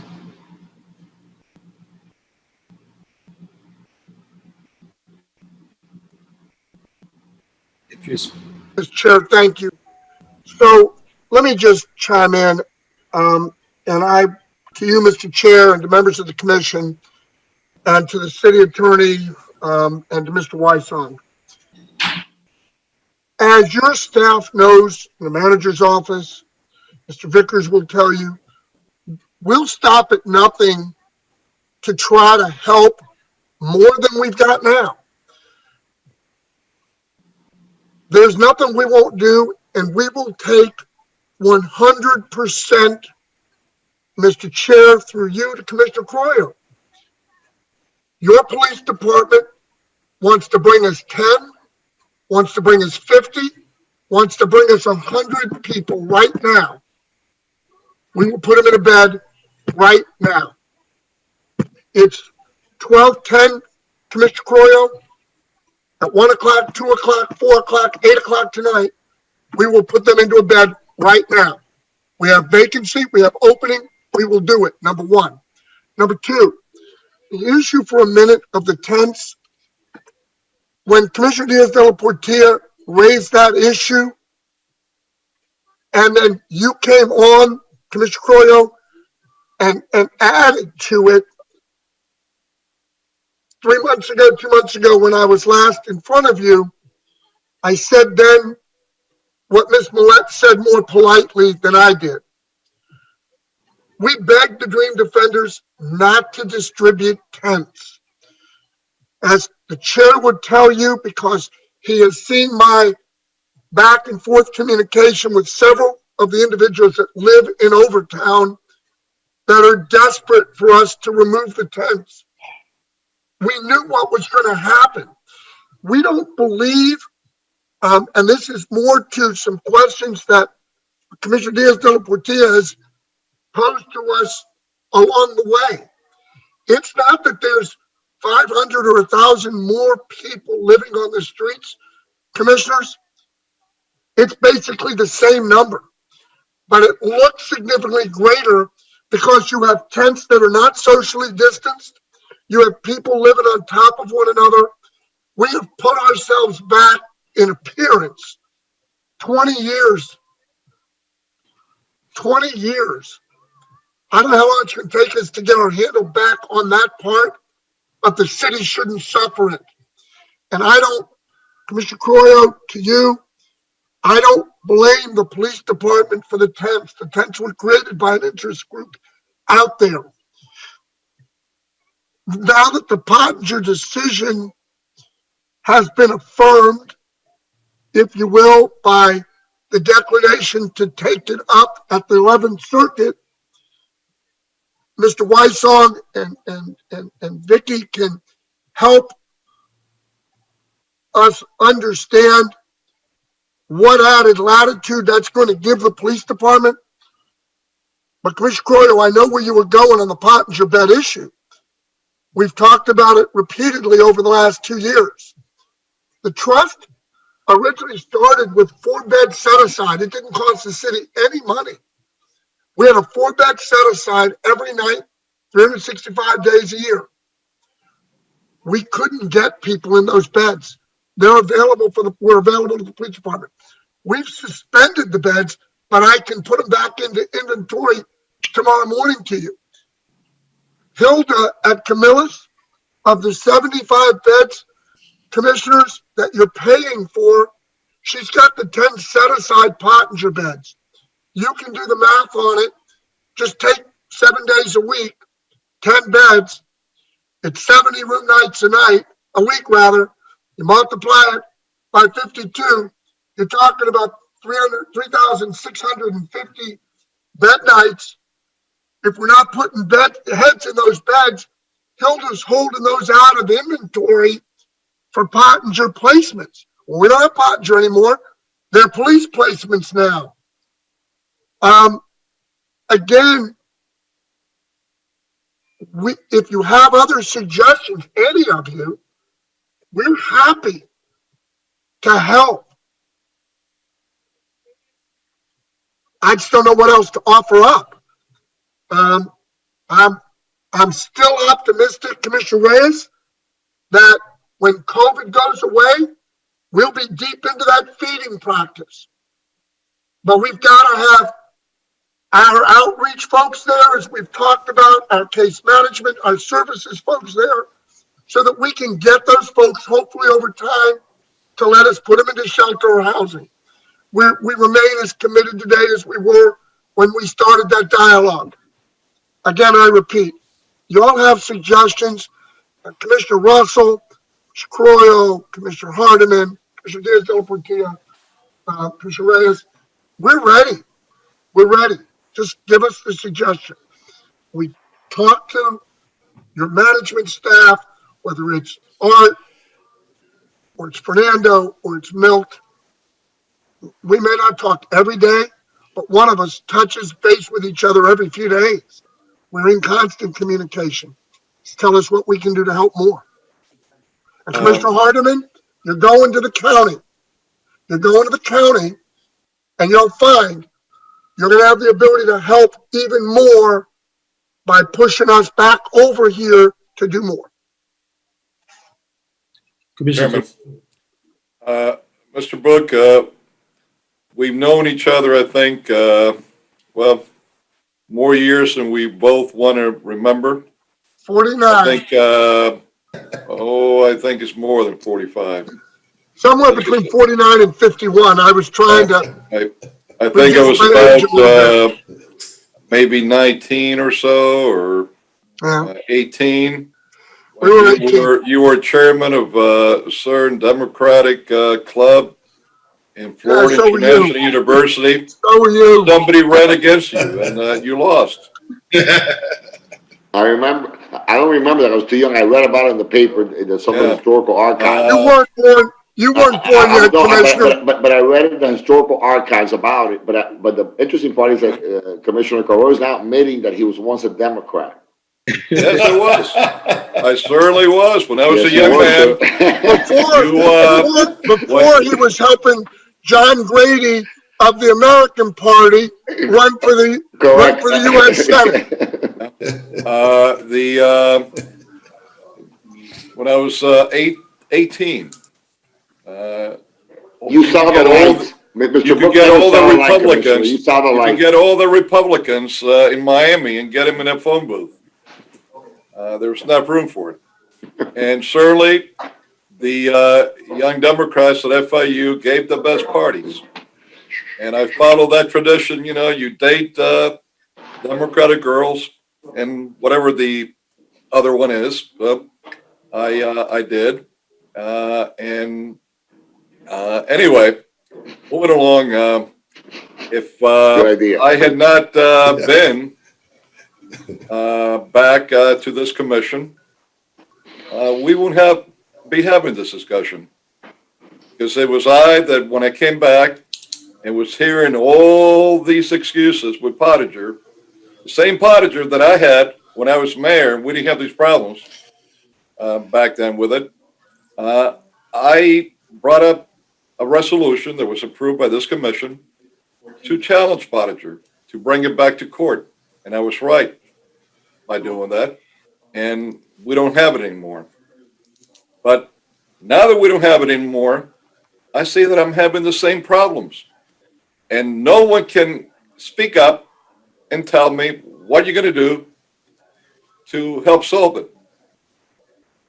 Mr. Vickers talks to me about the dedication of the green shirts, but he's not talking to me about they're going to go out in the streets and do something about it in the areas that are killing my residents in District 3. I don't hear anything from the police. I don't hear anything from any other shirts that we have in the city, what they're going to do. And you know what? It shouldn't take the city manager to go out there himself to handle it. So what I'm asking for is from someone in this city that makes more than I do, not necessarily works more than me, but makes more than I do, to give me a solution now that we don't have potager in what we're going to do to clean up our neighborhoods. And I'd like to begin right at District 3. Is there anybody in the city that cares to speak up? Not everybody at one time, please. While we're gathering them, because certainly there's some ideas you need to. See, Mr. Chairman, this is the problem that we're facing, not just with homeless, but with just about every other problem the city has. It's everything's an automatic cruise control. And, no matter how much of a screw up you are, nobody gets fired. You just get placed somewhere else. And nothing gets done. Or if it does, it takes forever. Mr. Vice Chairman. Thank you, Mr. Chairman. This truly is an important issue. But I'd like to suggest that I'd like to make a motion that we approve the CA, the PH, and the RE agenda so we can move along. And maybe schedule a special meeting to discuss this, but I'm not trying to distract from it, but I would like to make a motion on the CA, PH, and RE agenda. Can you include your PI in there as well? Yes, that's fine. I'll second that. But I would go along with the Camilla's House appropriations. If we break it down that every month, we're going to see what's been done. We only approved 1/12 of the amount. And every month I want to report what's being done. I want to report from Mr. Vickers to see what all your dedicated green shirts are doing, Mr. Vickers, including yourself. And I'll gladly approve the money every month if I'm seeing then we're placing people from the streets in those shelters, and those beds are being filled. If not, then I'd like to see if the city might consider, one of my suggestions. If people were sent to Miami from other parts of our state or country that are not from here, because they knew that we had handcuffs and we wouldn't do anything. What prevents us legally, Madam City Attorney, from offering these people a ticket anywhere they want to go and some dollars, so we sign a contract with them, they can't come back for an X amount of time. Yes, okay. And we'll give them some cash to go. We do that. We cannot. So obviously, anything that's voluntary is voluntary, but I would need to just research that particular program. It is innovative. Mr. Vice Chairman, do you accept the amendment? They could even take their tents with them. Do you accept any Marxist ideology that was put inside the tents, that was given to them in the Middle East or Venezuela? Sit down with this man. You need to tell them what we do. Yes, Mr. Chairman, I accept the amendment Okay, so the amendment, be clear Mr. about Chair, to include the Omni and PI one. that, but I was talking about Commissioner Carollo's amendment, which is basically that he wants each month for the allocation for that month's beds to come back before the commission for approval. So it's a monthly allocation and so it'll come back to the commission to qualify whether or not they receive the allocation? Or No, we got to report how many of the beds have been filled. that I definitely want. What have the green shirts done? What has Camilla's House done to help get those beds filled?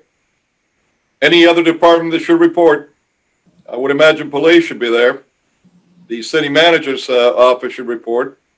And if the beds are being filled, people are being taken off the streets or being sent somewhere else, then we approve the dollars. But if they're not being filled and they're empty, what are we doing? Reporting, I'm definitely in favor of. I think we should monitor and try to solve and help solve, but I don't want to hamstring their funding when the homeless crisis is where it is right now. I definitely want to keep the funding flowing and keep a good eye on it. And if we need to make adjustments, I agree, but I worry that if every month they have to come back to us and the money needs to be released through that process, it'll hamstring their abilities. So I'm a little concerned. Can we temper that a little, Commissioner Carollo, to Do it every 2 months if you want. I have no problem, but I agree. I'm going to recognize first Senator and then Commissioner Reyes. Why the senator first? I was Because he's older than me and a senator. I'm older, I'm more seasoned, I have a better chance today. You're okay, go right ahead. You know what, sir, age before beauty, let Commissioner. No. Age before beauty. That's right, I'm just kidding, man, I'm just kidding. No, the only thing that I was gonna say, why don't we reach a compromise? You see, we will get a report every month, and if action is needed, then we take it. Right, the reverse. So you read my mind, Commissioner. The reverse. We authorize the amount and we come back, and if they don't do what we ask them to do, we take action to take the money away. That makes sense to me. We are very close, and I thought, than you think. Okay. But also I would like to add, and I know we have a motion on the floor and a second and all that. The idea that there's a plan and to shift all the responsibility to the trust or to Camilla's House, they have their own internal mechanisms to govern themselves, and even though they get money from us, my responsibility, as I see it, is what the city does. Yes. And so the coordination between the city and the homeless trust and the service providers, like Camilla's House, that coordination is the report that I want to see. What are you doing post Pottinger? What plan are you going to present to us instead of us allocating whatever $460K here and then another 100 over there? Mm-hmm. And at the end of the day, we just keep throwing money on the problem, and that's a very something you would have agreed with, Commissioner Carollo, when you were a Democrat when you were 18. That's a very Democrat way of doing things. Throw money at the problem, right? But now that you're a Republican, I'm solely concerned. You will never hear the end of it. I didn't get involved with those deep thoughts. You will never hear the end of that comment for the course of the day. The fact that you saw the light, Commissioner Carollo. I'd always seen the light, Commissioner. And Mr. Book has not yet seen the light. So to me, that's shocking. We gotta work on it. But I like the idea of us having a real conversation about, what's a post-Pottinger, consensus, right? We can find one. And that reporting, instead of continuing to throw money at a problem. So, Commissioner Carollo, in all seriousness, to your point, I agree with you. We keep on passing these items that more and more money. It's not a statement of any organization or it's not a bad thing or a reflection on you guys, but we need to work together. The problem is getting worse and not better, especially in the area that Commissioner Hardeman, Chairman Hardeman, and I represent, because that's the impact that we see also in the downtown development authority area. That's right. That Commissioner Reyes chairs. So we're concerned about that. We want to know something that give us a plan of action that makes sense. How we can address it, not just give us money, but hey, or we'll give you a plan of action, then give us money. So that's the only thing, how you incorporate that into the motion. You don't, maybe it's a directive to the manager, but I agree with moving on. I think we've talked enough about it, and you just need to come back and just kind of find consensus. I agree with you, Commissioner. And I agree with you, and I think. Thank you. And Senator, I agree with you. Senator, I was going to say that. Okay, Senator, I do agree. I agree with you, and I think that we have to move on. But I would like also to include in that conversation, what are we going to do for the homeless in every single area, particularly downtown? Also, we have a big problem, and this is a city problem. And a plan of action, as you stated, Senator, it is required. The problem is, if you allocate all this money now and they get it, how do we take it back if there's a problem? Well, if Commissioner, it's paid out over 12 monthly installments. So we can certainly allocate it and then defund it if we need Well, it. that's what I'm suggesting that we do. It's allocated that way anyway. Yes. We get a report from them and all these people, either on a monthly basis or a bi-monthly basis. So I want to recognize. There has to be some accountability. And this is what I'm seeing in the city. There's no accountability in anything. So I want to recognize Mr. Book to say. I'll be quick, Mr. Chair. I just want to add a couple quick things based on some comments that were made. First of all, we don't have a clue, commissioners, what the eviction and foreclosure moratorium going away is going to mean. We have a plan. Vicky, Manny, myself, our finance director have been working to get ready. Rapid rehousing dollars and the like. We're ready, but we don't know how bad it's going to be. And we know this much from what little information we've been able to get from the clerk of the courts.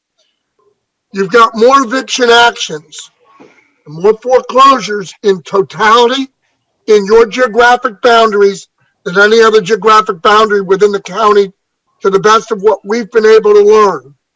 I am deeply concerned about it. You just need to know we're going to need every shelter bed and every unit of housing to be made available to us. And we're going to have to squeeze every nickel, dime, and penny. Our reserves are gone. Gone. I'm going to go back to Miami Beach in a couple of weeks and beg again for them to pass a reso on food and beverage tax expansion. We cannot. The city of Miami, the trust, the county, the other municipalities cannot do this without them. We just can't. On the issue, Commissioner Carollo, through the chair, of bus tickets, airline tickets, $5,000. We don't give stipends to folks that leave. We are oftentimes sending people on a bus, on a plane, somewhere else, least expensive way, but we will not, Commissioner, send somebody where our team cannot assure there's somebody to catch them on the other end. We won't, but we do the same thing, Commissioner, you're suggesting. We do it ongoing, but there's got to be a receiver to ship a homeless person to another community only to come back to us. We worked, Commissioner.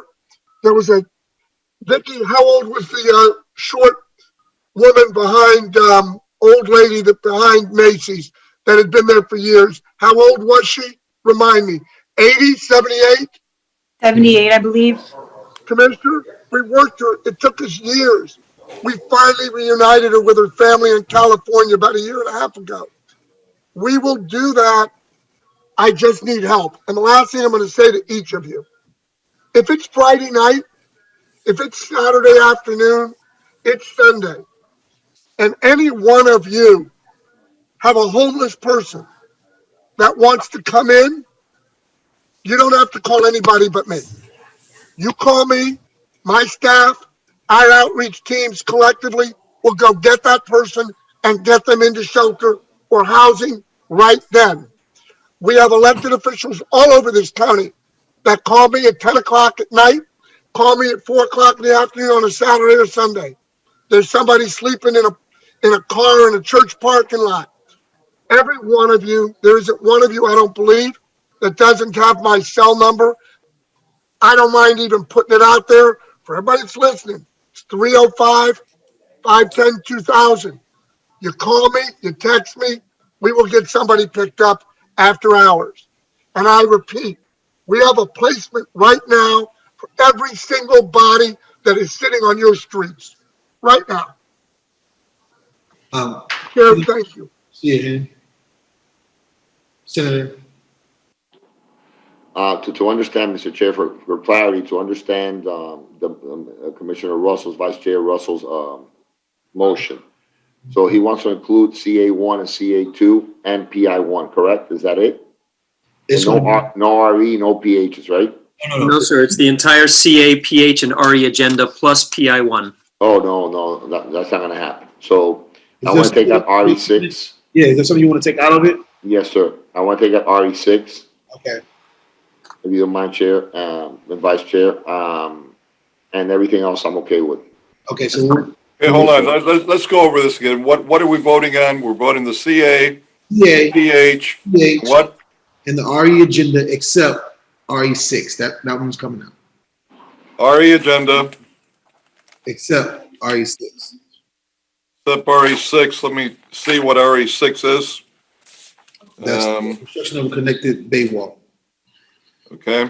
And while you're looking at that, so the last thing I'll say about this issue, in Overtown, we had a proliferation of encampments that were going on personal property.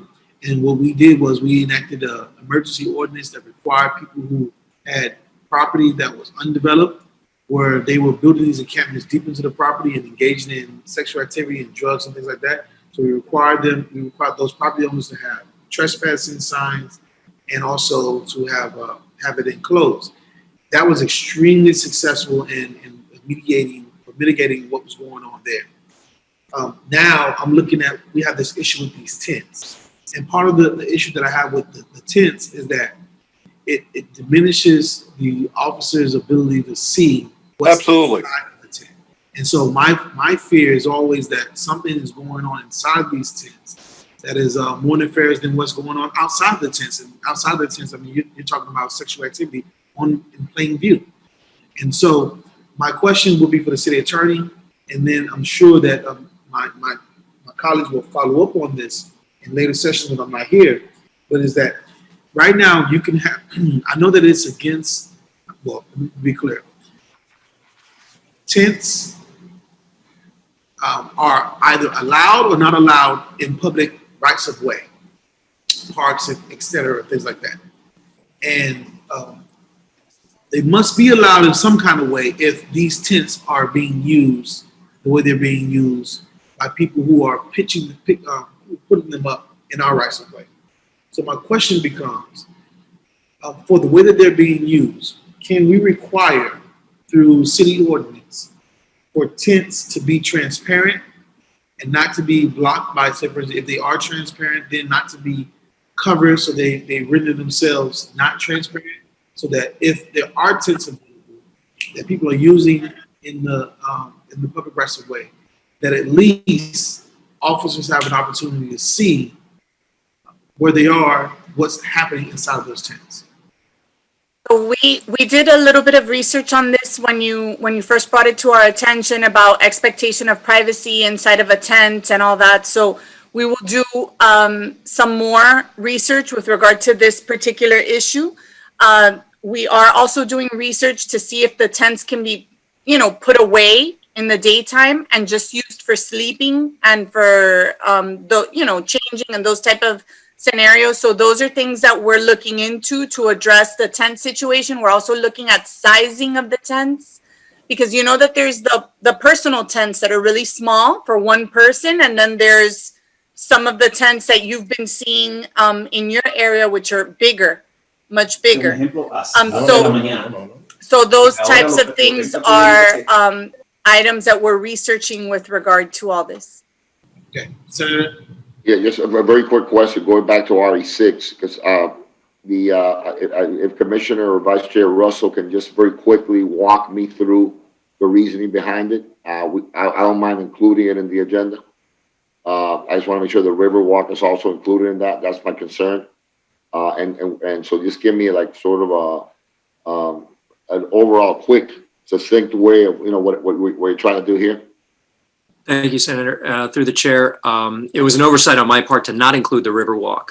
It was meant to be, and I apologize. It's definitely meant to include all the Baywalk and Riverwalk, and really just to enable and direct the manager to start finding every option, incentives, zoning, partnerships. A lot of it's on private land, some's on public land. Right. But to really draft a plan on how we get there. It's been in the code for 40 years.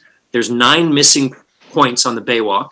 So we're really close, but without taking a proactive step from the administration, I don't think we're going to get finished. Now, there's private properties that we can incentivize in a way that they will move now, and it's not stated within this legislation, but the manager can work on that with legal and the industry. So it's to bring back a plan in 90 days on how we're going to complete this Baywalk, create a project timeline for it, and hopefully assign someone within the administration that'll really be the point person on the issue. Okay. I'll withdraw my objection to RE6, Chair. I will include it in the motion. I have no problem with that. I'm still not finished with the C agenda.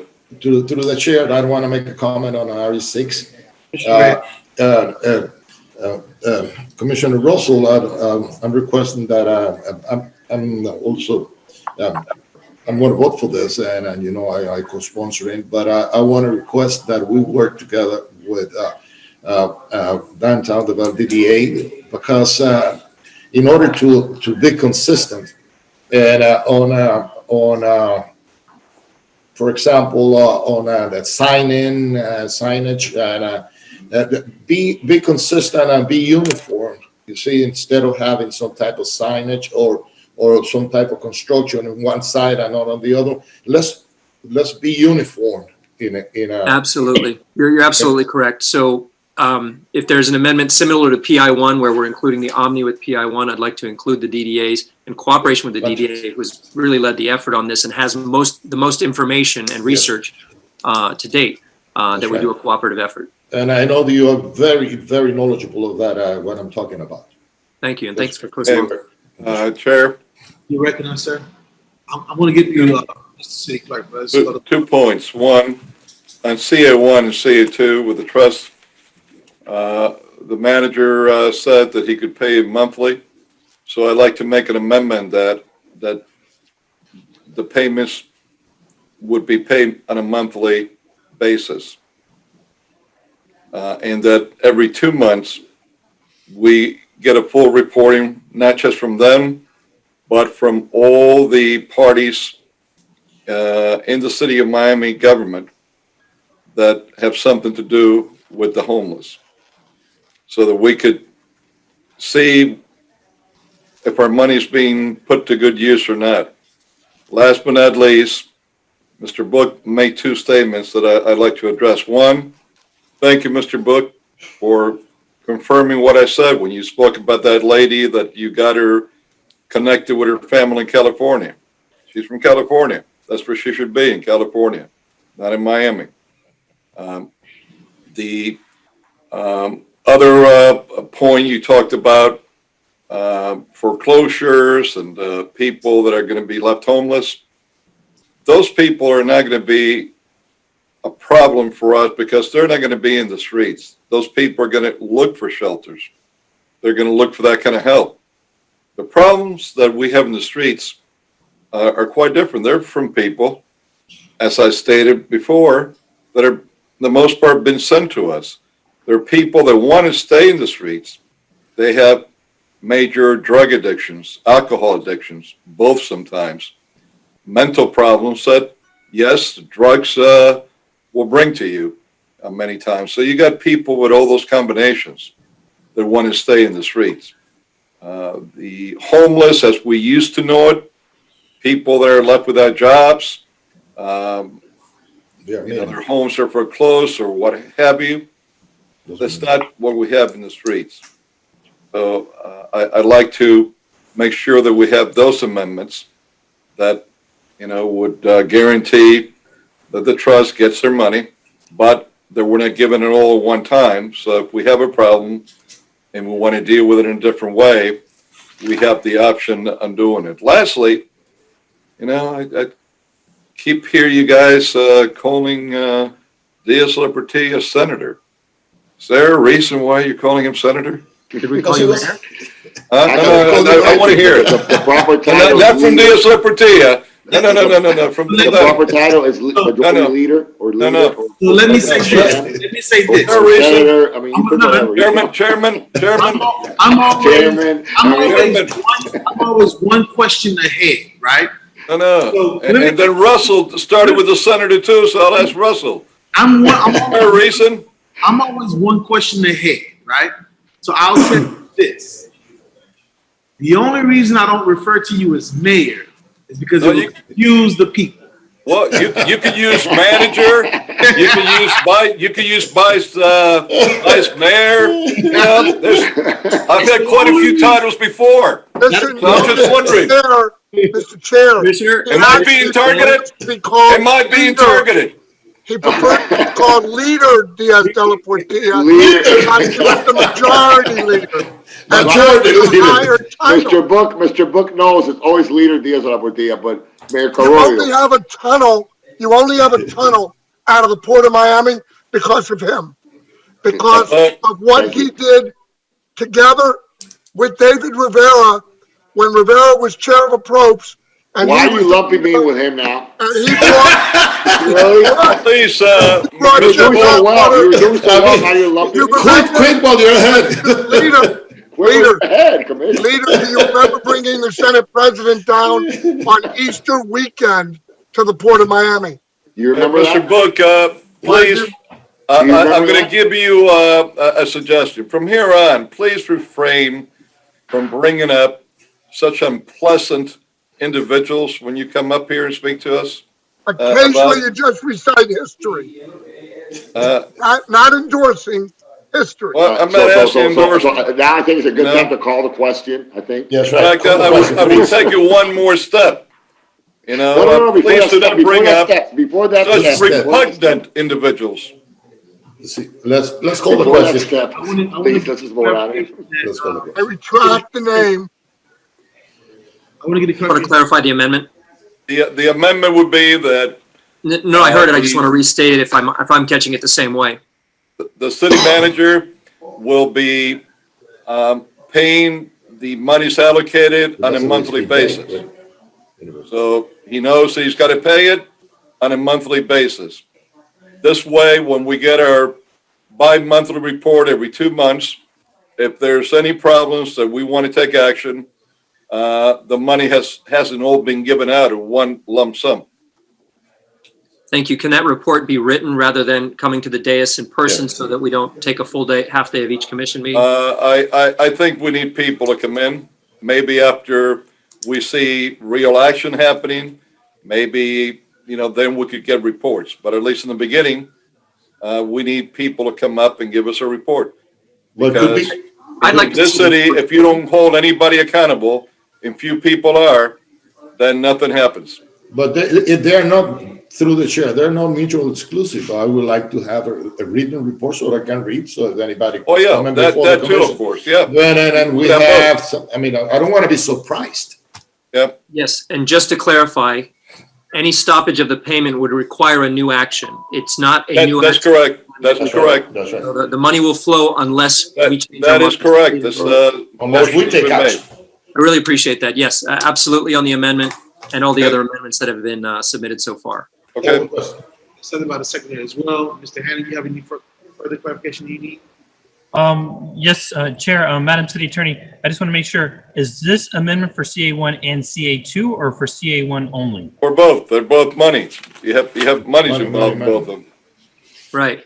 And for the record, I was calling him senator because he was about to vote for my item. Well, but you have other items coming up, so be careful. Then I'll call you something else. Yeah. Well, if he doesn't vote for your item, then what would you call him? Yes, I want to know. Now I wonder. I'll be on mute. I'll be We'll on take that mute. offline, okay? Let's take it offline. Mr. Hannon? Chair, thank you, sir. Commissioner Russell, I know that we're amending RA6 to include the DDA. Are we also amending RA6 to include the Riverwalk? Was that an amendment to RA6? Yes. Understood. Thank you. Must be in there. Okay, seeing no further Discussion on the items. All in favor of the item, say aye. Aye. All against? That motion carries. Good job, gentlemen. I know this was a robust. But Mr. Chair, is it okay for me to move the second reading items, or is any debate You needed? have to read it into the record. Oh, okay. Yeah. So I'll make that motion, so before lunchtime, I guess, we're gonna take a lunch break now. Can we just get rid of that too, so we can, What item is that? the second reading item? The second reading item, they are only, There's only 4 of them? 2, 3, 4 of them. SR 1, SR 2, 3, and 4? That's right. That's our 1, 2, 3, and 4. SR 3 and 4. Do I read them into the record, Chairman? Yes. I mean, that's not how the rules work, but if that's what you want. Yes. But it's your last, it's your last commission meeting. You can fix the rules. No, I got. You have a lot of latitude. You have latitude with the rules today. The rules today. Okay. Can we read them and then vote on it, or we have? Yes, okay, SR 1 through 4. Right, so we can, yeah. Second readings. We can read them off the record. It's just that we're supposed to take a lunch break after the item that we were discussing. However, if it's up to the body, if you want to read the titles into the record, we can do that now. That's right, just the title and that's it. Go ahead. An ordinance of the Miami, SR 1, an ordinance of the Miami City Commission amending Chapter 10, Article 5 of the Code of the City of Miami, Florida, as amended, titled Buildings Code Relief Program, more particularly by amending Section 10-70 to extend the deadline for the Code Relief Program containing a severability clause and providing for an effective date. SR 2.